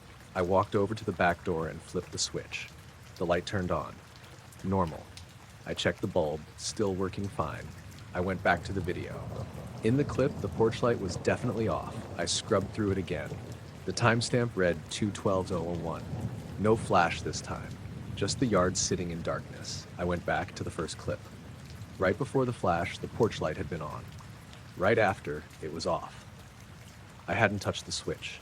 I stood there for a minute trying to make sense of it. Then I decided to check something else. I walked outside. The morning air felt cool and damp, the grass still holding on to dew. I stepped onto the lawn and looked around. At first, everything seemed normal. Then I noticed a patch near the center of the yard. The grass looked slightly different. Not burned, just flattened, in a rough circle, maybe 8 feet across. I walked over and crouched down. The blades were bent in the same direction, like something had pressed down evenly. I ran my hand over them. They felt dry, warmer than the surrounding grass. I pulled my hand back slowly. That didn't make sense. The sun hadn't been up long enough to heat anything yet. I stood up and looked around the yard again. Nothing else seemed out of place. No footprints. No marks leading to or from the circle. Just that one patch. I went back inside and replayed the clip again. This time I paused it right before the flash. The yard looked normal. Then I stepped forward one frame. White. Everything washed out. Then the next frame. Dark. But something else caught my eye. At the very top of the frame, just above the fence line, there was a faint shape. Not clear. Just a darker area against the brightness. I zoomed in. It didn't look like anything I recognized. Not a tree branch, not a bird, more like a flat edge, but it only appeared for that one frame. I scrubbed back and forth. Before the flash, nothing. After, nothing. Only during that instant. I leaned back from the screen. My coffee had gone cold on the counter. I picked it up and took a sip anyway. Then I checked the timestamp again. 2:11:08 to 2:11:14. 6 seconds gone. I tried to imagine what could happen in 6 seconds that the camera didn't record. The rest of the day I couldn't stop thinking about it. That night, before going to bed, I stood in the backyard for a while. The porch light was on again. The grass looked normal in the dark. I kept glancing up at the sky. Clear. Stars scattered across it. Nothing unusual. Eventually, I went inside and locked the door. Before turning off the lights, I opened the camera app one more time. The live feed showed the yard exactly as it was. Quiet. Still. Normal. I watched it for a minute. Nothing moved. Then, just before I closed the app, the screen flickered. For a split second, the entire yard went bright. Not as intense as the clip from the night before. Just a quick flash. Then it returned to normal. I stared at the screen. The timestamp hadn't changed. No new clip appeared. But when I looked out the window into the yard, the porch light was off. I noticed the glow before I noticed how still the water had gotten. It was late evening, right on that edge where the sky goes from dark blue to black, and I was sitting alone in a small aluminum fishing boat out on Lake Oconee in Georgia. I'd pushed out from the public ramp about an hour earlier, just far enough to get away from the shoreline lights. The water had been moving gently when I first got there, small ripples, the usual sounds of fish breaking the surface now and then. By the time the glow appeared, all of that had stopped. I didn't realize it right away. I was focused on my line, watching the tip of the rod, waiting for any movement. Then something changed in the water just off the side of the boat. At first, it looked like a reflection, a faint patch of light, barely visible, just under the surface. I glanced up at the sky, thinking maybe a cloud had moved and was reflecting something from the horizon. But the sky above me was clear. No moon. Just stars. I looked back down. The light was 5 feet from the boat, just beneath the water. It wasn't bright enough to illuminate anything clearly, but I could see a soft glow spreading through the water like a pale haze. I leaned forward slightly. The surface of the lake was smooth, completely undisturbed. No ripples, no bubbles. The glow didn't flicker. It didn't shift like a reflection would. It just sat there under the surface. I lifted my rod slowly so the line wouldn't drag across it. The glow stayed in place. For a few seconds, I told myself it had to be something natural.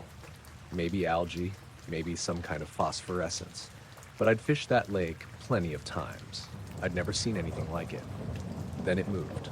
Not randomly, not drifting with the current. It moved in a straight line, away from the boat.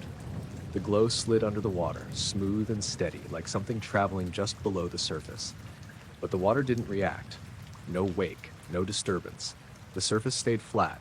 I watched it move farther out, 10 feet, 20. The glow remained the same size, same brightness. It didn't stretch or scatter like light usually does underwater.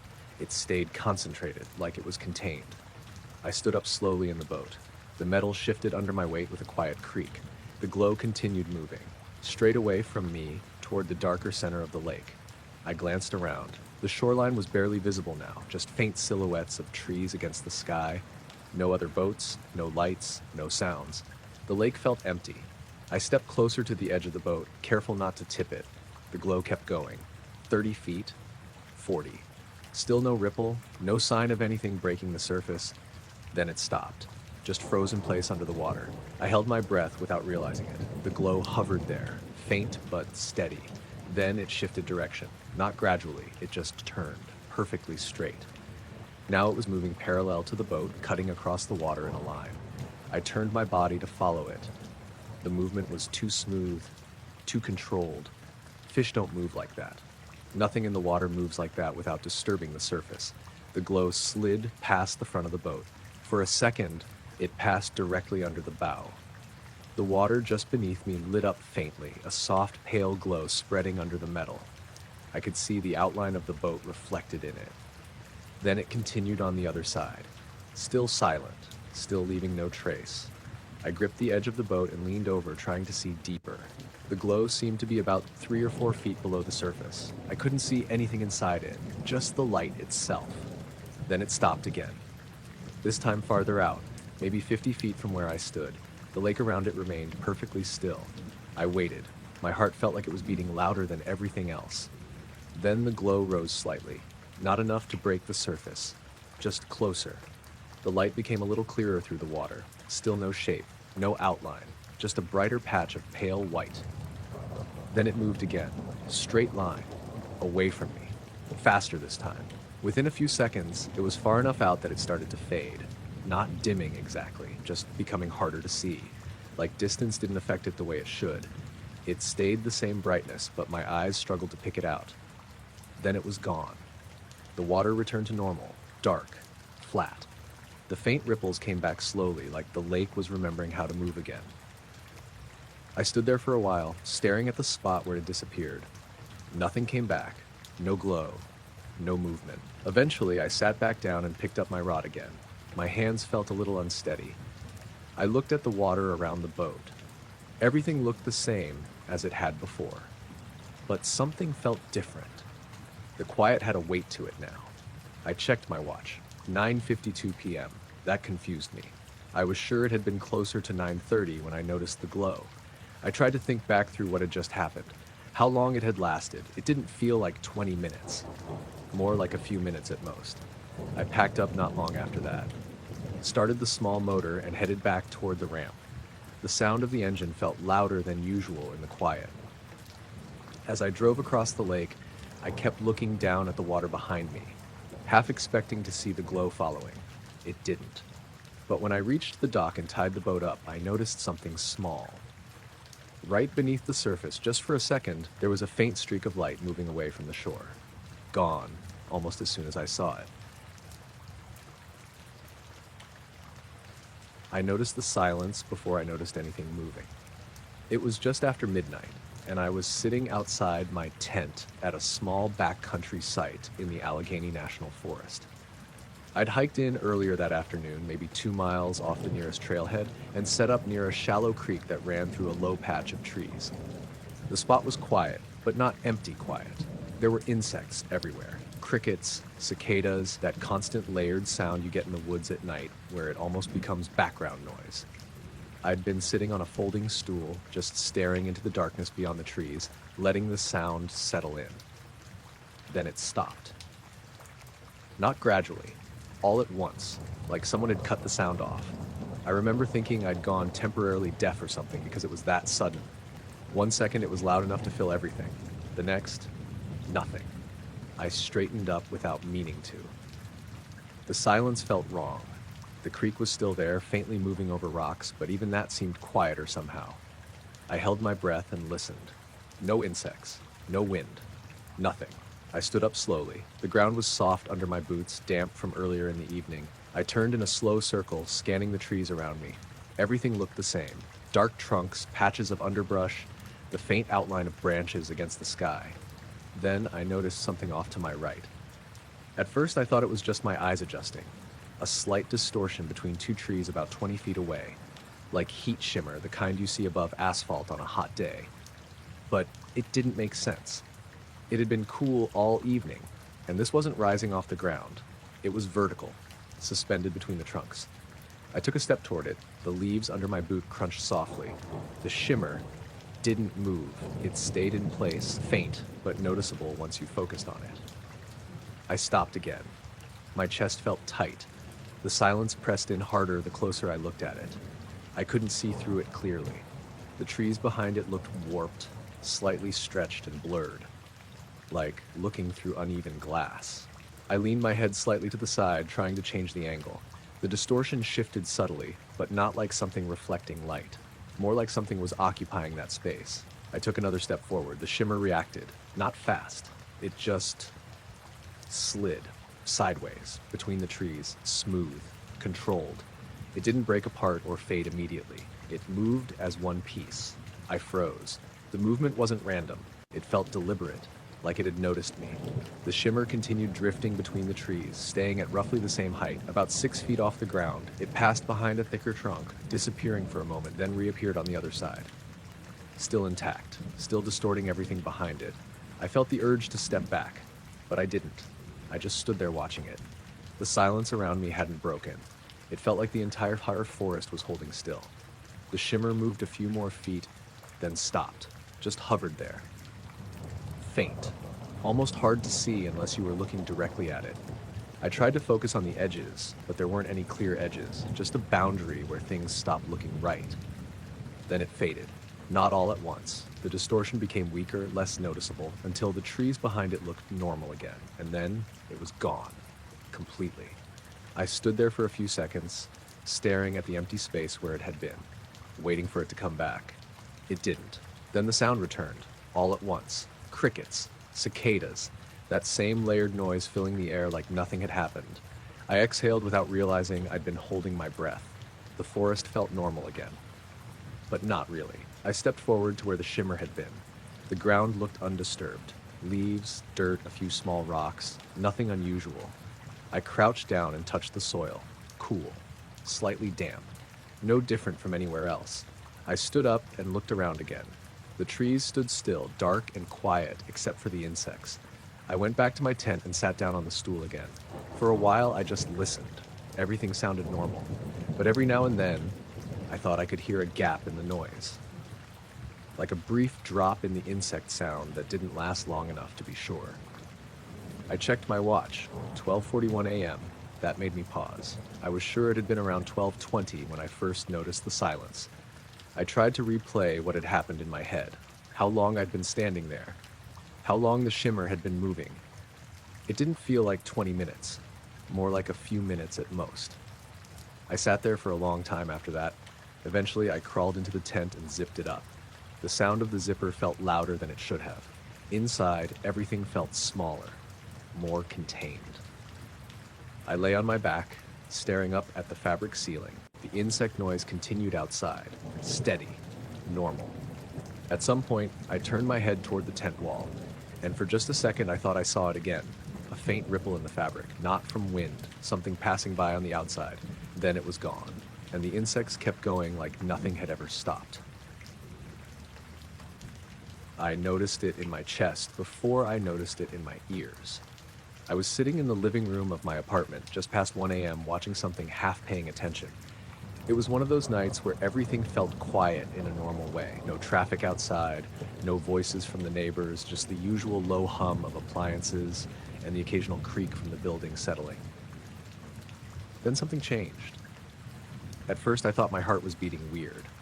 There was this low, steady pressure, like a vibration, but not exactly a sound. It sat right in the middle of my chest, like when a subwoofer is too close and you feel it more than hear it. I muted the TV. The room went silent, but the feeling stayed. That's when I realized it wasn't internal. It was coming from outside. I stood up slowly. The pressure didn't get louder or softer, but it became easier to notice once I focused on it. It wasn't rhythmic like a machine or engine. It was constant, flat, like a tone too low to actually hear. I walked toward the window. The curtains were drawn, but I could see the faint glow of the streetlight through them. The pressure didn't change. If anything, it felt slightly stronger near the window. I reached out and pulled the curtain aside. Outside, everything looked normal. The street was empty. A row of parked cars, the same streetlight casting that dull yellow glow onto the pavement. Nothing moving. I opened the window a few inches. Cool night air slipped in. The pressure stayed exactly the same. That was the part that didn't make sense. If it was coming from outside, it should have changed when I opened the window. Gotten clearer, louder. But it didn't. It felt the same, like it wasn't traveling through the air at all. I stood there for a minute, trying to figure it out. Then I noticed something else. The usual background noises were gone. No distant traffic, no hum from other apartments. Even the faint buzz from the streetlight seemed quieter, like everything else had been pushed down underneath that low pressure. I stepped back from the window. The feeling stayed with me. I checked the time on my phone. 1:14 a.m. I don't know why I did that. It just felt important to mark it. I walked toward the front door. There was a moment where I hesitated with my hand on the knob. Not because I was scared, more because I had this weird expectation that something would be different on the other side. I opened the door. The moment I stepped outside, it stopped completely. No fade, no gradual drop, just gone. The air felt normal again, light, quiet in a regular way. I stood there on the small concrete landing outside my apartment, looking up and down the street. Everything looked the same as it had through the window. Still, empty. But now I could hear things again. A car somewhere far off, wind moving lightly through the trees, even the faint electrical buzz of the streetlight.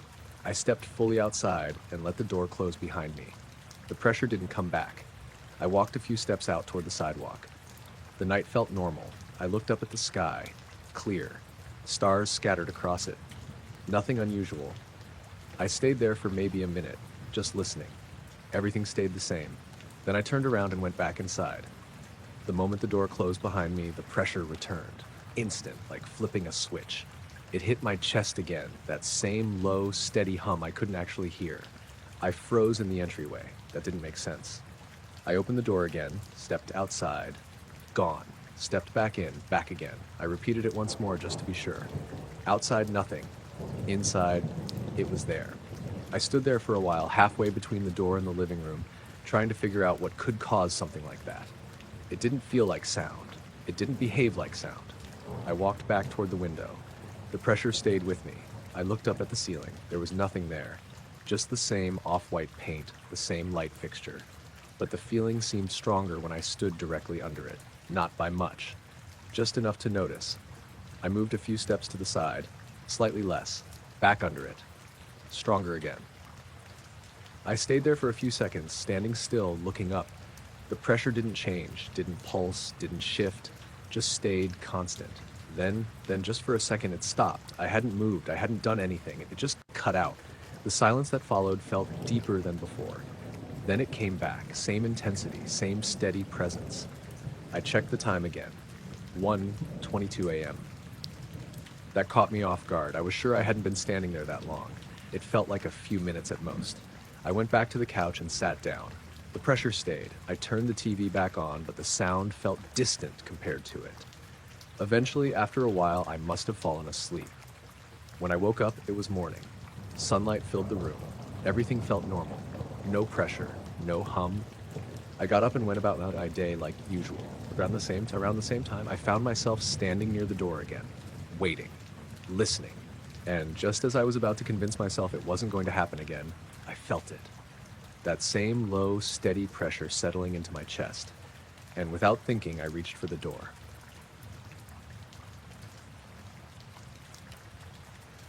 I saw the headlights before I saw the road.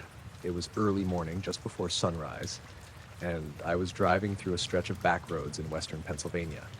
I'd left my sister Dana's place around 5 a.m. to beat traffic, but I didn't expect the fog. It rolled in fast.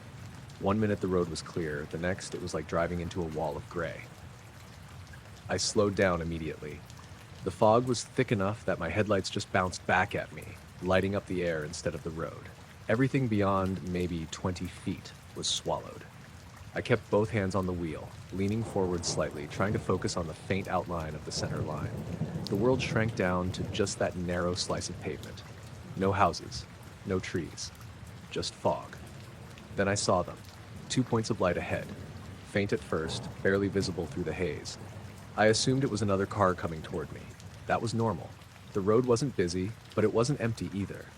I eased my foot off the gas a little more. The lights grew brighter as I got closer, but something felt off. They weren't moving the way they should. On a straight road like that, oncoming headlights usually shift slightly as the car approaches, the angle changing with distance. These didn't. They stayed fixed, perfectly aligned. I squinted through the windshield. The fog distorted everything, but I could still make out that the lights were higher than they should be. Not by much, just enough to notice. I slowed down further. Now I was creeping along at maybe 15 miles an hour. The headlights stayed in place. They didn't get noticeably closer. Didn't drift, didn't dip or rise. Just hovered there in the fog. I tapped the brake lightly. The car slowed even more. I leaned forward, trying to see if there was a vehicle behind the lights. There wasn't. At least, I couldn't see one. Just the lights themselves, floating in the gray. I rolled down my window slightly. Cold, damp air filled the car. The fog smelled faintly earthy, like wet ground and leaves. I listened for an engine. Nothing. No hum, no tires on pavement, just silence. I looked back at the lights. Still there, still hovering. I came to a complete stop. The car idled quietly. The lights didn't react. They didn't brighten or dim. They didn't move at all. I checked my mirrors out of habit. Nothing behind me, just more fog. When I looked forward again, the lights seemed slightly closer, or maybe I was just imagining it. I couldn't tell. I sat there for a few seconds, debating whether to turn around, but the road was too narrow for that without backing up a long way, and I didn't like the idea of reversing in that fog. So I made a decision. I eased the car forward again, slowly, very slowly. The headlights stayed fixed. As I got closer, I realized something else. They weren't level with the road. They were above it. Maybe 3 or 4 feet higher than where headlights should be. That's when the tight feeling in my chest started. I kept moving forward. The fog seemed to thin slightly. Not clearing completely, but enough that I could see a little more of the space around the lights.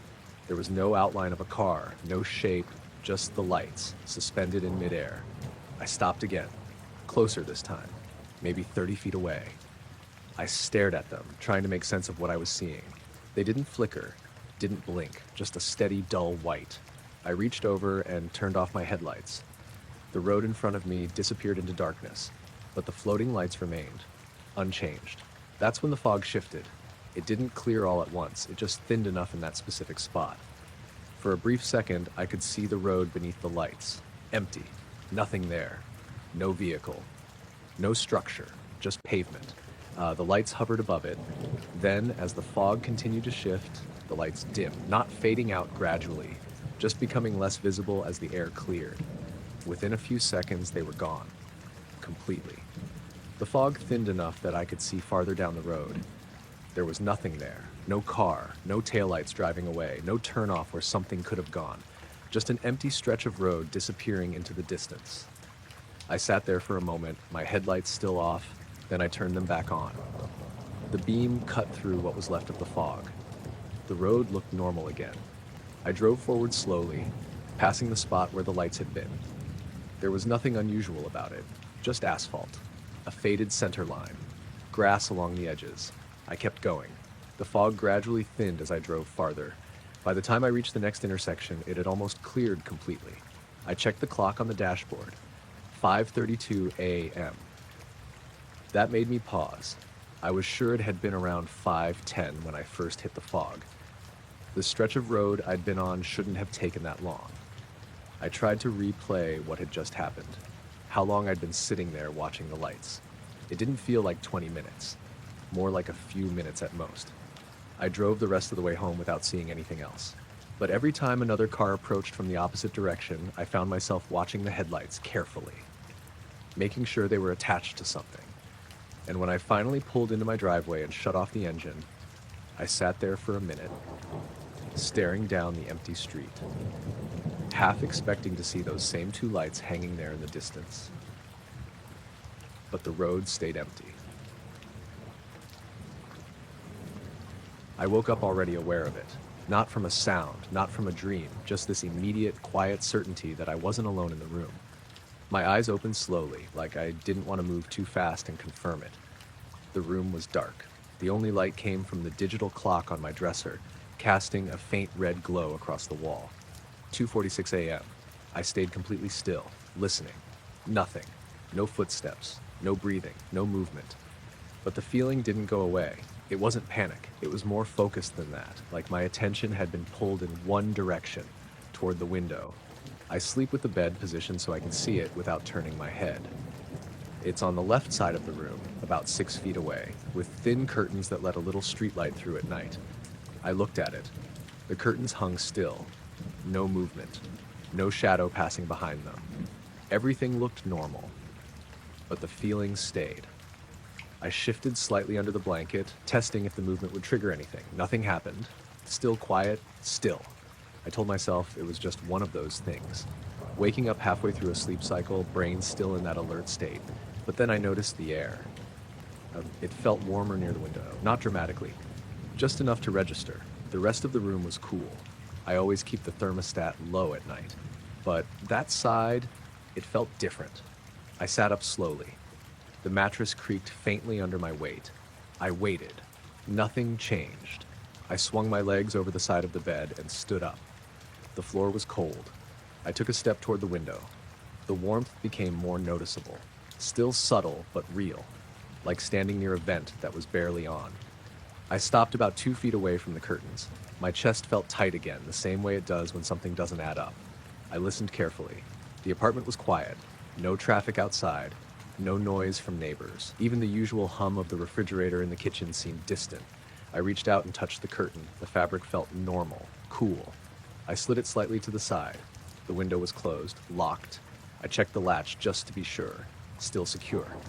Outside, the street was empty. A single streetlight illuminated the sidewalk and part of the road. No one standing there. No cars passing. Nothing. I leaned closer to the glass. The warmth felt strongest right near the window. I held my hand up, palm facing it. There was definitely a difference, like heat was radiating from the other side. That didn't make sense.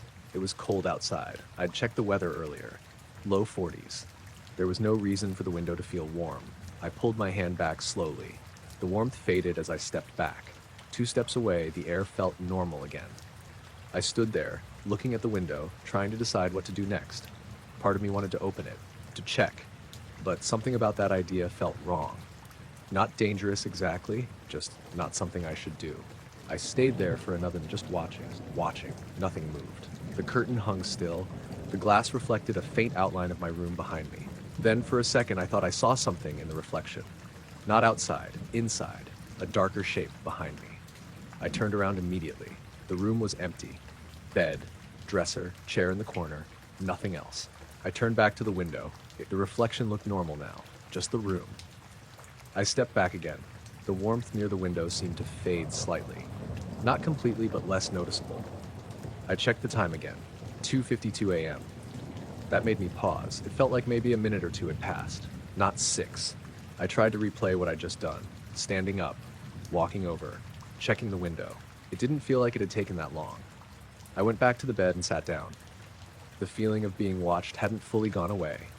It had just shifted. Less focused now, more spread out. I lay back down slowly, keeping my eyes on the window. The room stayed quiet. Nothing moved. After a few minutes, my eyes started to feel heavy again. I must have fallen asleep. When I woke up in the morning, everything felt normal. Sunlight came through the curtains. The room was the same as always. I got up and walked over to the window again. The glass felt cold. Normal. No warmth. No difference in the air. I unlocked it and opened it slightly. Cold air came in, exactly what I expected. I stood there for a minute, letting it settle. Then I closed it again. Later that day, I checked something without really thinking about it. The inside of the glass, there were faint marks. Not fingerprints exactly, more like smudges. On the outside, I could see them when the light hit at the right angle. They weren't there before. I would have noticed. They were higher than I could easily reach from outside without a ladder. I stared at them for a while. Then I wiped them away. That night when I went to bed, I left the curtains slightly open, just enough to see the window clearly. I lay there in the dark, staring at it, waiting. Nothing happened for a long time. The room stayed quiet, the air stayed cool. Eventually my eyes started to close, and just before I fell asleep, I felt it again. That same slight warmth, right near the window. I saw the reflection before I saw what it was reflecting off of. I was driving home from a late shift, maybe around 2:10 in the morning, on a stretch of highway that cuts through low hills and patches of forest in northern Arizona. It's not a busy road at that hour. You can go 10 minutes without seeing another car. The night was clear, no clouds, just a sky full of stars.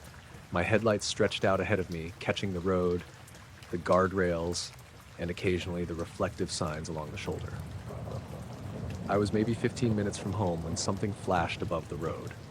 Just for a split second, a sharp metallic glint. I blinked, thinking I'd caught a reflection off a sign or something I hadn't noticed. But there weren't any signs overhead on that stretch. No overpasses, no wires crossing the road. I slowed down slightly and leaned forward, scanning ahead. The road curved gently to the right. Nothing there. Then it happened again. Another brief flash, higher this time. I lifted my gaze above the road. That's when I saw it. Something suspended in the air. Not very big, maybe the size of a small car, but it was hard to judge at that distance. It didn't have a clear shape, just a dark outline against the sky with a surface that caught my headlights in a way that made it look metallic. It hung above the road, maybe 50 or 60 feet up, completely still. I eased off the gas. The engine quieted slightly as the car slowed. The thing above the road didn't move. I glanced at the speedometer, then back up. Still there, I couldn't hear anything. No engine noise, no wind, nothing. I rolled down the window halfway. Cold air rushed in, carrying the faint smell of dry earth. Still no sound. The object stayed in place. My headlights hit it at just the right angle again, and I saw another brief glint, like light reflecting off a curved surface. I slowed down more. Now I was moving at maybe 30 miles an hour. I kept my eyes on it, trying to make sense of the shape. It didn't look like a drone, too big, and it wasn't blinking or showing any lights of its own, just reflecting mine. I tapped the brake lightly. The car dipped forward a little. The object didn't react. It didn't sway or drift. It just hovered there, I felt that same slow tightening in my chest. I checked my mirrors. Nothing behind me. The road was empty. When I looked back up, the object was still there. But now I could see it a little more clearly. It wasn't flat. It had some depth to it, like a slightly angled surface. Then it tilted, just a small movement, like something adjusting its angle. The reflection shifted across it as it moved. The light slid along its surface, then disappeared. I held my breath. The object didn't move forward or backward, just that tilt. Then it started to rise. Not fast, not like something accelerating. It just lifted, straight up. The motion was smooth, controlled. No sudden change in speed. It climbed higher above the road. I slowed almost to a stop. The tires hummed softly against the asphalt. I leaned out slightly through the open window, trying to keep it in view. It kept rising. The shape became harder to see against the sky. Only visible when my headlights caught it at the right angle. Another faint glint, then less, then nothing. It didn't shoot away, didn't streak across the sky. It just continued upward until it blended into the darkness. Gone. I sat there in the middle of the road for a few seconds, engine idling, hands still on the wheel.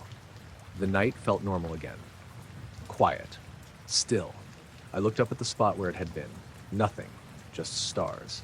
I waited, half expecting it to come back down. It didn't.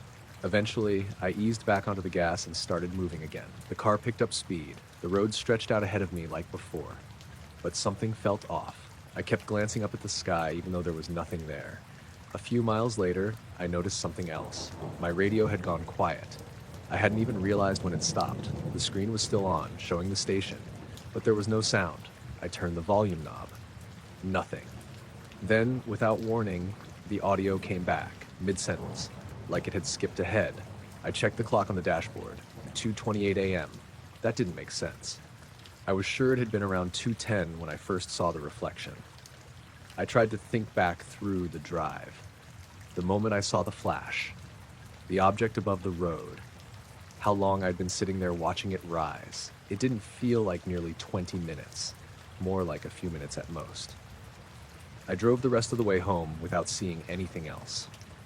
When I pulled into my driveway, I shut off the engine and sat there for a moment. The headlights stayed on for a second before going out. In that brief window of light, I caught something in the rearview mirror. A faint reflection. High above the road behind me. Gone the moment the lights shut off.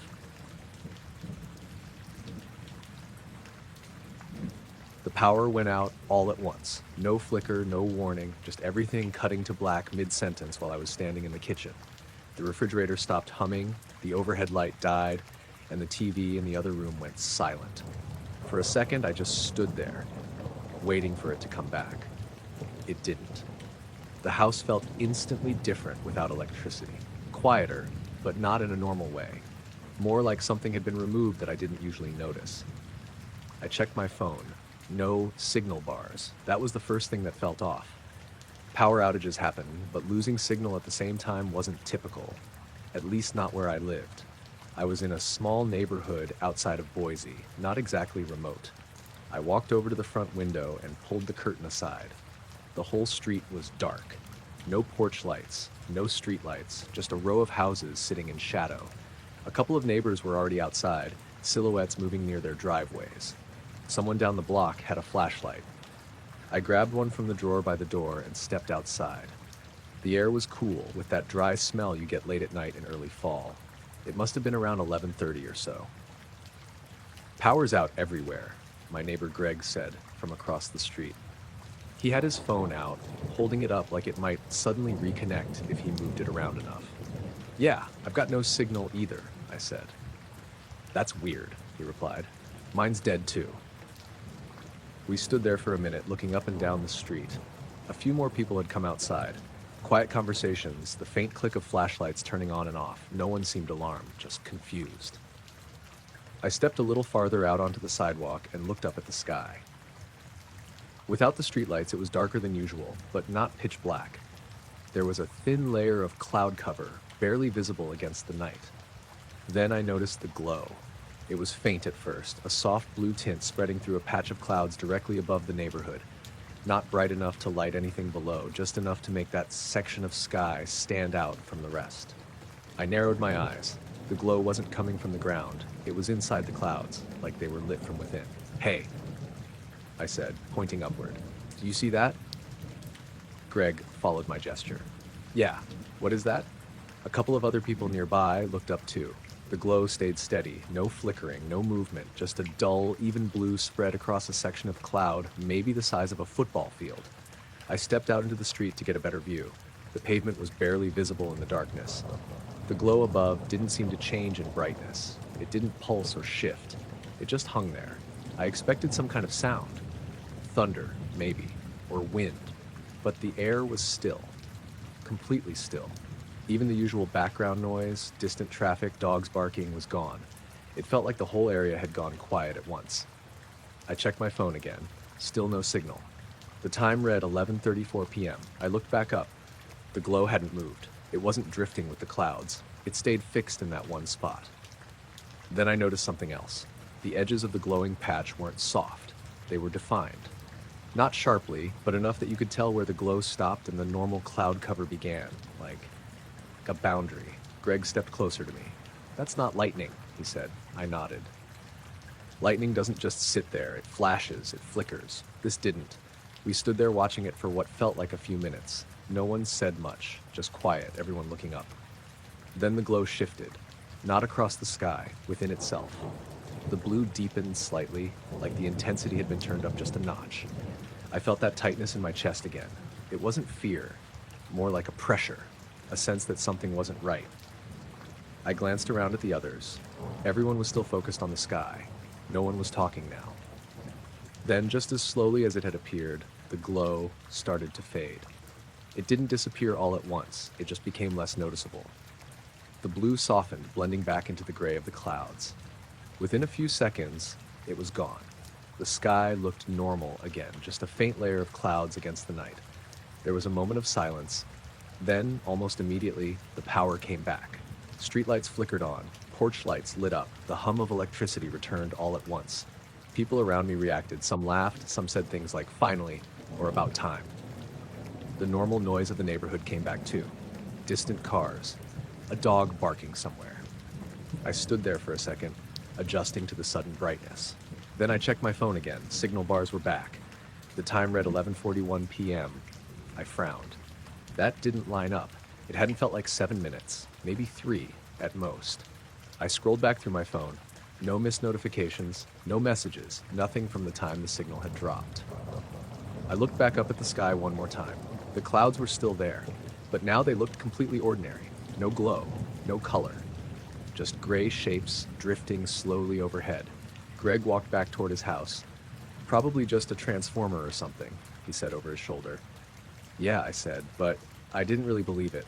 I stayed outside a little longer, watching the clouds. Everything looked normal again, but every now and then I thought I could see a faint hint of blue deep inside them. Just for a second.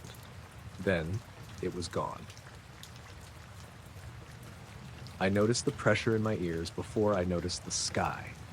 It felt like when you're in an elevator that drops a little too fast, that quick shift where your ears need to pop. I swallowed automatically, expecting it to clear. It didn't. I was standing in my backyard, leaning against the fence, just getting some air. It had been a long day, and I couldn't sleep.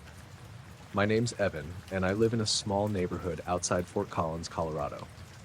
Nothing remote, but quiet enough at night that you can hear the wind moving through the trees a few blocks over. It was a little after 1 a.m., cool, clear, no clouds when I first stepped outside.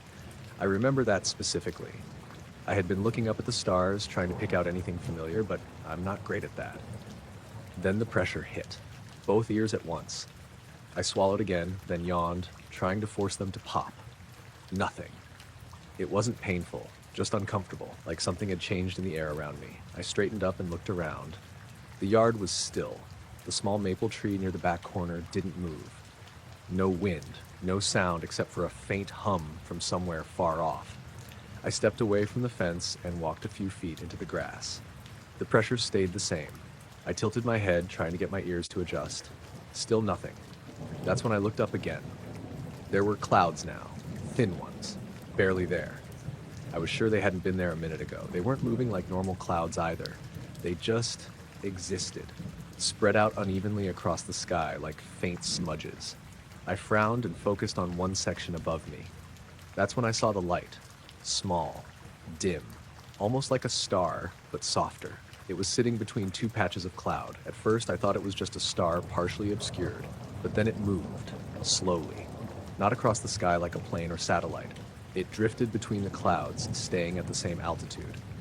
I took a few steps forward, trying to get a clearer view. The grass felt damp under my feet. The light continued moving. Smooth, steady, no blinking, no change in brightness. I held my breath without realizing it. Something about the way it moved didn't match anything I'd seen before. It wasn't following a straight path. It was weaving slightly, like it was adjusting its direction in small increments. But there was no hesitation in the motion, no stops, just a continuous glide. The pressure in my ears didn't change. If anything, it felt slightly stronger. I swallowed again. Nothing. I looked around the yard, half expecting to see something else. There was nothing. The neighborhood was quiet. No lights turning on in nearby houses, no voices. It felt like I was the only one outside. When I looked back up, the light had moved farther across the sky. Now it was partially behind one of the thin clouds. It didn't dim. The cloud didn't seem to affect it.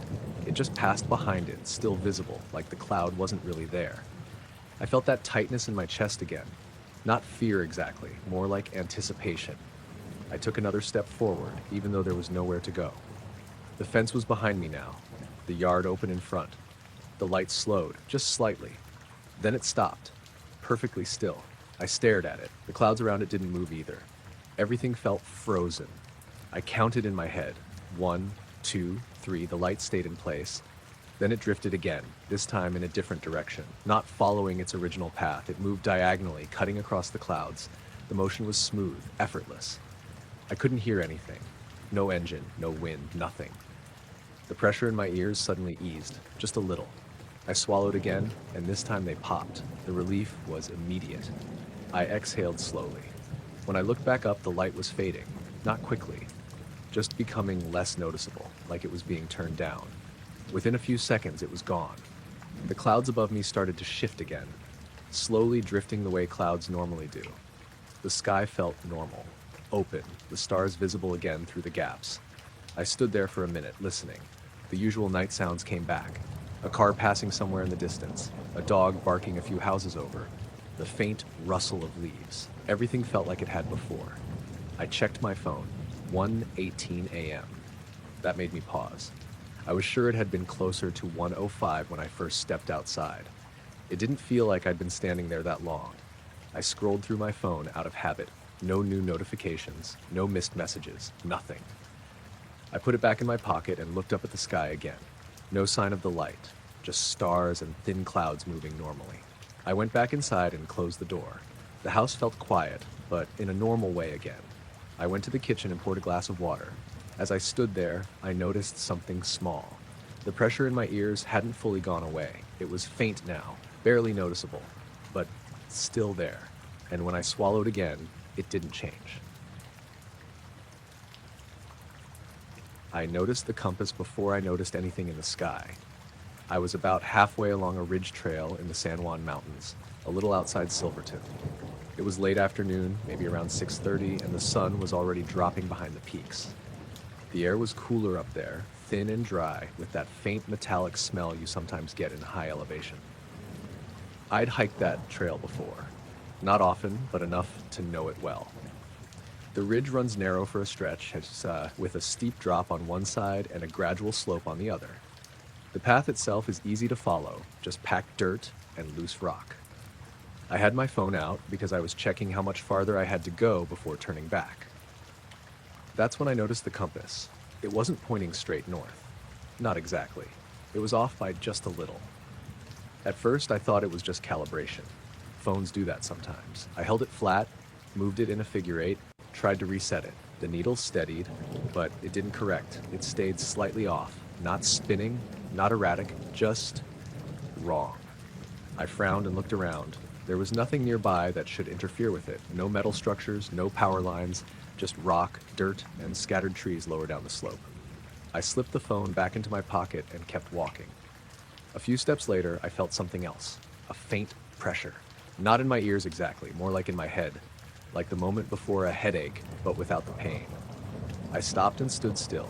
The wind had died down, the ridge felt unusually quiet. I reached for my phone again and checked the compass. Still off, same slight angle. I turned my body slowly, watching the needle. It responded to my movement, but it never lined up perfectly, always just a few degrees off. I looked up at the horizon. The sun was nearly gone now, just a faint glow behind the mountains. The sky above it was darker, shifting toward blue-gray. That's when I saw it. A dim glow just above the horizon line. It was faint enough that I almost missed it. Not bright like a light source, more like a soft patch of illumination in the air. I stood there, staring at it. The glow didn't spread, didn't move. It just sat there, hovering above the distant peaks. I tried to tell myself it was the last of the sunlight catching something, a cloud maybe, but there weren't any clouds. The sky had been clear all afternoon. I took a step forward. The gravel shifted under my boot, the glow stayed in place. Then it pulsed, just once. A brief increase in brightness, not sharp, not sudden. More like it swelled slightly, then returned to its original dim state. I felt that pressure in my head again, stronger this time. I swallowed, trying to clear it. It didn't help. I looked down at my phone. The compass needle had moved. Not much, but more off than before. I turned slowly, watching it. The needle lagged behind my movement for a second, then caught up, but it still didn't settle correctly. I looked back up at the glow. It hadn't moved. The color was hard to pin down. Not white, not yellow. Something in between, but muted. Like it was being filtered through something. The air around me felt still. Too still. No wind, no sound. Even the faint rustle of leaves from below the ridge had stopped. I took another step forward. The glow didn't react. I waited. Nothing changed. Then, slowly, it began to fade. Not disappearing all at once, just becoming less noticeable. Like my eyes were losing the ability to see it. Within a few seconds, it was gone. The horizon looked normal again, just the dark outline of mountains against the sky. I stood there for a moment, trying to process it. Then I looked down at my phone again. The compass needle snapped back to normal, perfectly aligned. I turned in a full circle. It stayed steady, exactly where it should be. The pressure in my head eased, not instantly, but gradually. I exhaled without realizing I'd been holding my breath. The wind picked up again, lightly brushing against my jacket. I could hear it moving through the trees below. Everything felt normal. I checked the time, 7:02 p.m. That made me pause. I was sure it had been closer to 6:40 when I first noticed the compass. It didn't feel like I'd been standing there that long. I tried to think back. How long I'd been watching the glow, how long the needle had been off. It didn't add up. I stood there for another minute looking out over the horizon. Nothing else appeared. No light, no movement. Just the fading twilight. Eventually, I turned around and started heading back down the trail. The path felt familiar again, solid under my feet. But every few steps, I found myself checking my phone, watching the compass, making sure it stayed aligned. It did, all the way down. When I reached my car at the trailhead, I sat there for a minute before starting the engine. I pulled my phone out one more time. The compass was still steady, pointing exactly north. I set it down on the passenger seat and looked up at the ridge. The sky above it was completely dark now. No glow, no movement. But for a second, I thought I saw something faint, a small shift in the darkness above the horizon. Then, it was gone. I felt it before I saw anything. Just a quick vibration through the seat, like someone had lightly kicked the underside of the car. I was parked in a grocery store lot, engine off, waiting for my brother Caleb to come out. It was around 9:40 p.m., late enough that the place had mostly emptied out, but not completely dead. A few cars were still scattered around. The overhead lights buzzed faintly, casting that dull white glow over everything.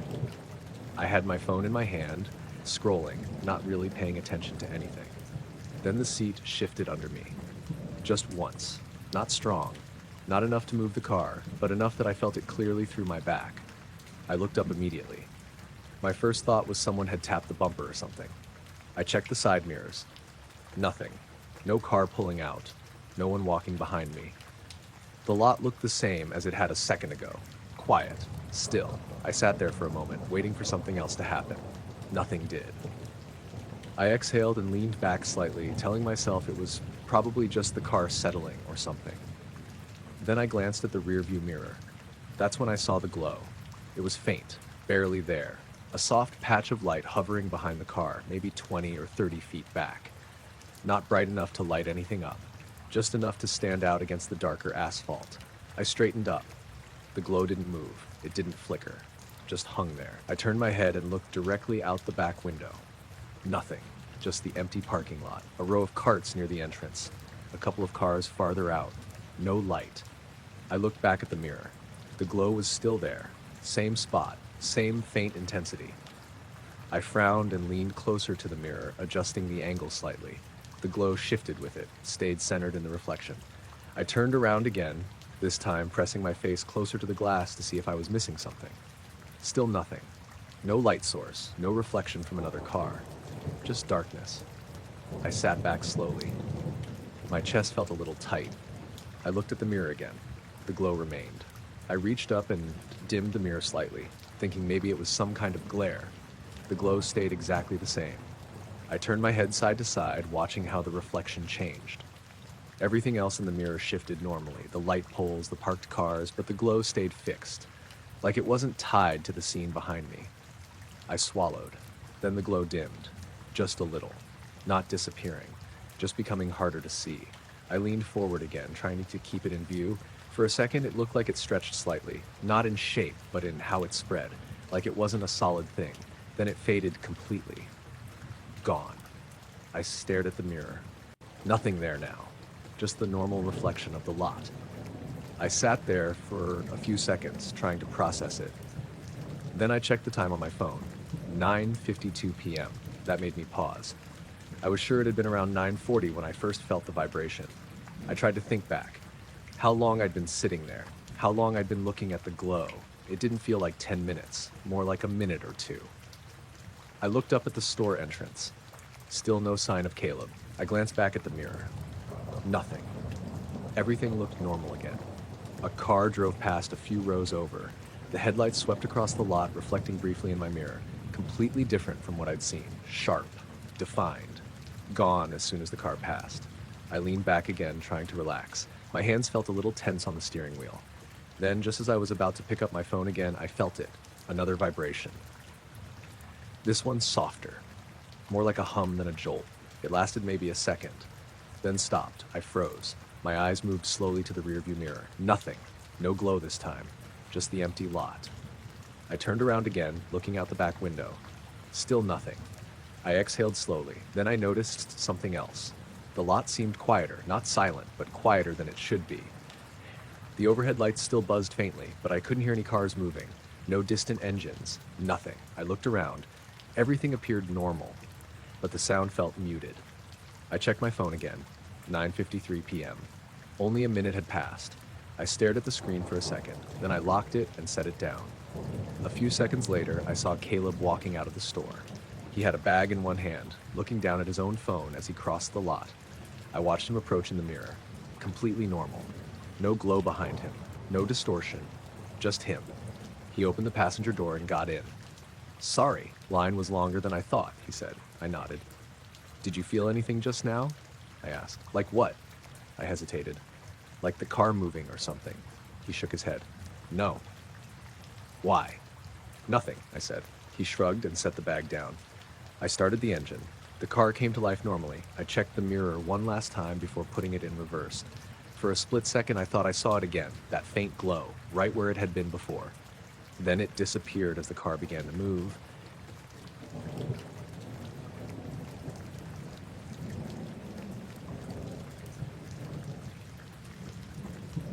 I didn't see anything that night. That's the part that bothers me.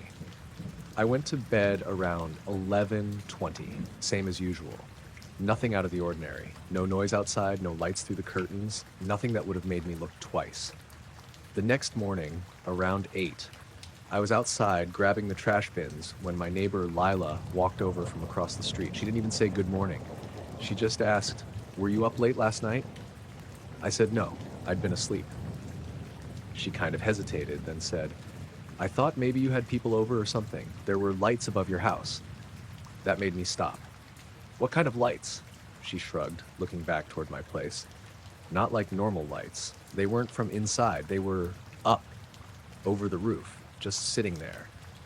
I laughed a little, thinking she meant a drone or something.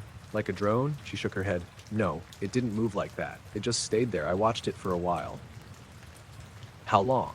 I don't know, maybe a few minutes, then it just went out.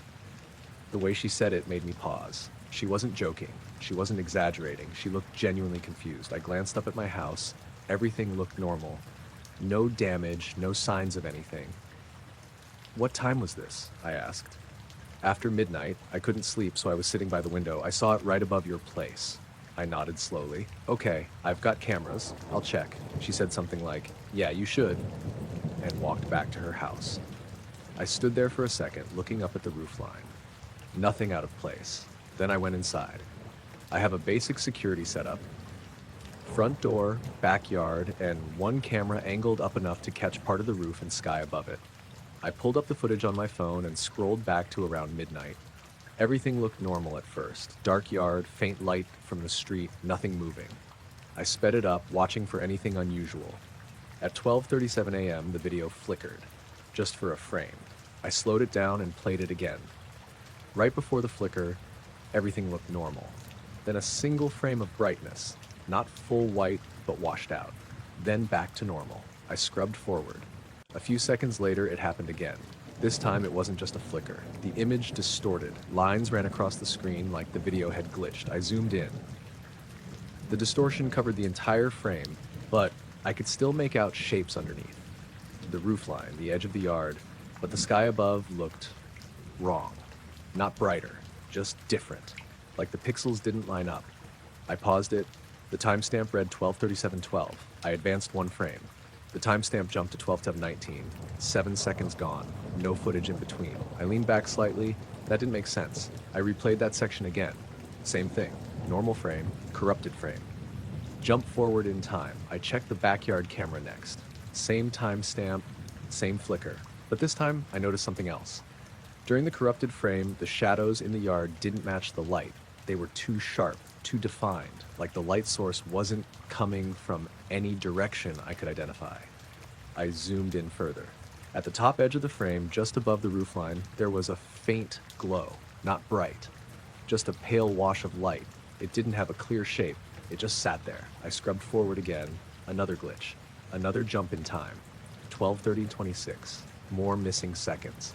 I checked the front camera. Same pattern. Flicker. Corruption. Time skip. I sat there staring at the screen, trying to line it up. Each camera had the same gaps, not identical down to the second, but overlapping, like something had interfered with all of them at once. I went back to the first corrupted frame and stared at it longer. This time, I noticed something I hadn't before. The light above the roof wasn't steady. It had variation, not flickering, but uneven, like it was shifting slightly within itself.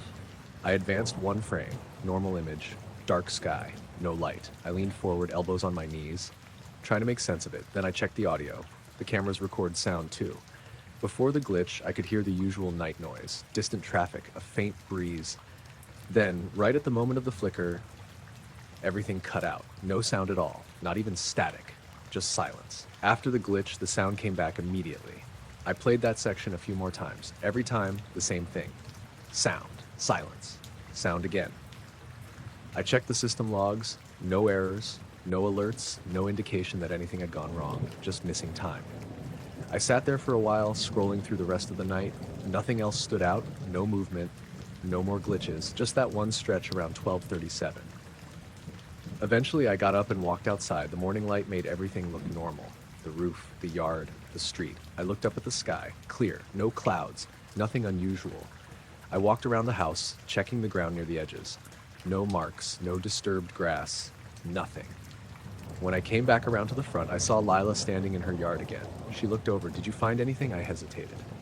Just a glitch in the cameras, I said. She didn't look convinced. I know what I saw, she said. I nodded. Yeah. We stood there for a second. Then she went back inside.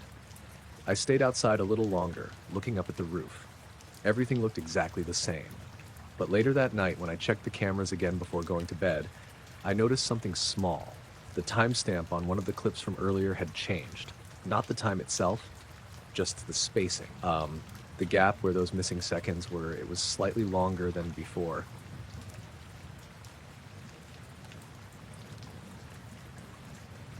I noticed my shadow first. It was late, close to midnight, and I was walking home from a friend's place a few blocks over. The neighborhood was quiet, just rows of older houses with narrow sidewalks and those tall streetlights that cast that orange glow on everything. My name's Marcus. I'd taken that same route home dozens of times. There's one stretch where the streetlights are spaced farther apart, so your shadow stretches long and thin in front of you, then disappears for a few steps, then comes back again under the next light. I was just walking, hands in my pockets, not thinking about anything. Then something felt off. Not a sound, not a movement, just off. I glanced down without really meaning to. My shadow was still there, stretched out in front of me under the streetlight, but it wasn't matching me exactly.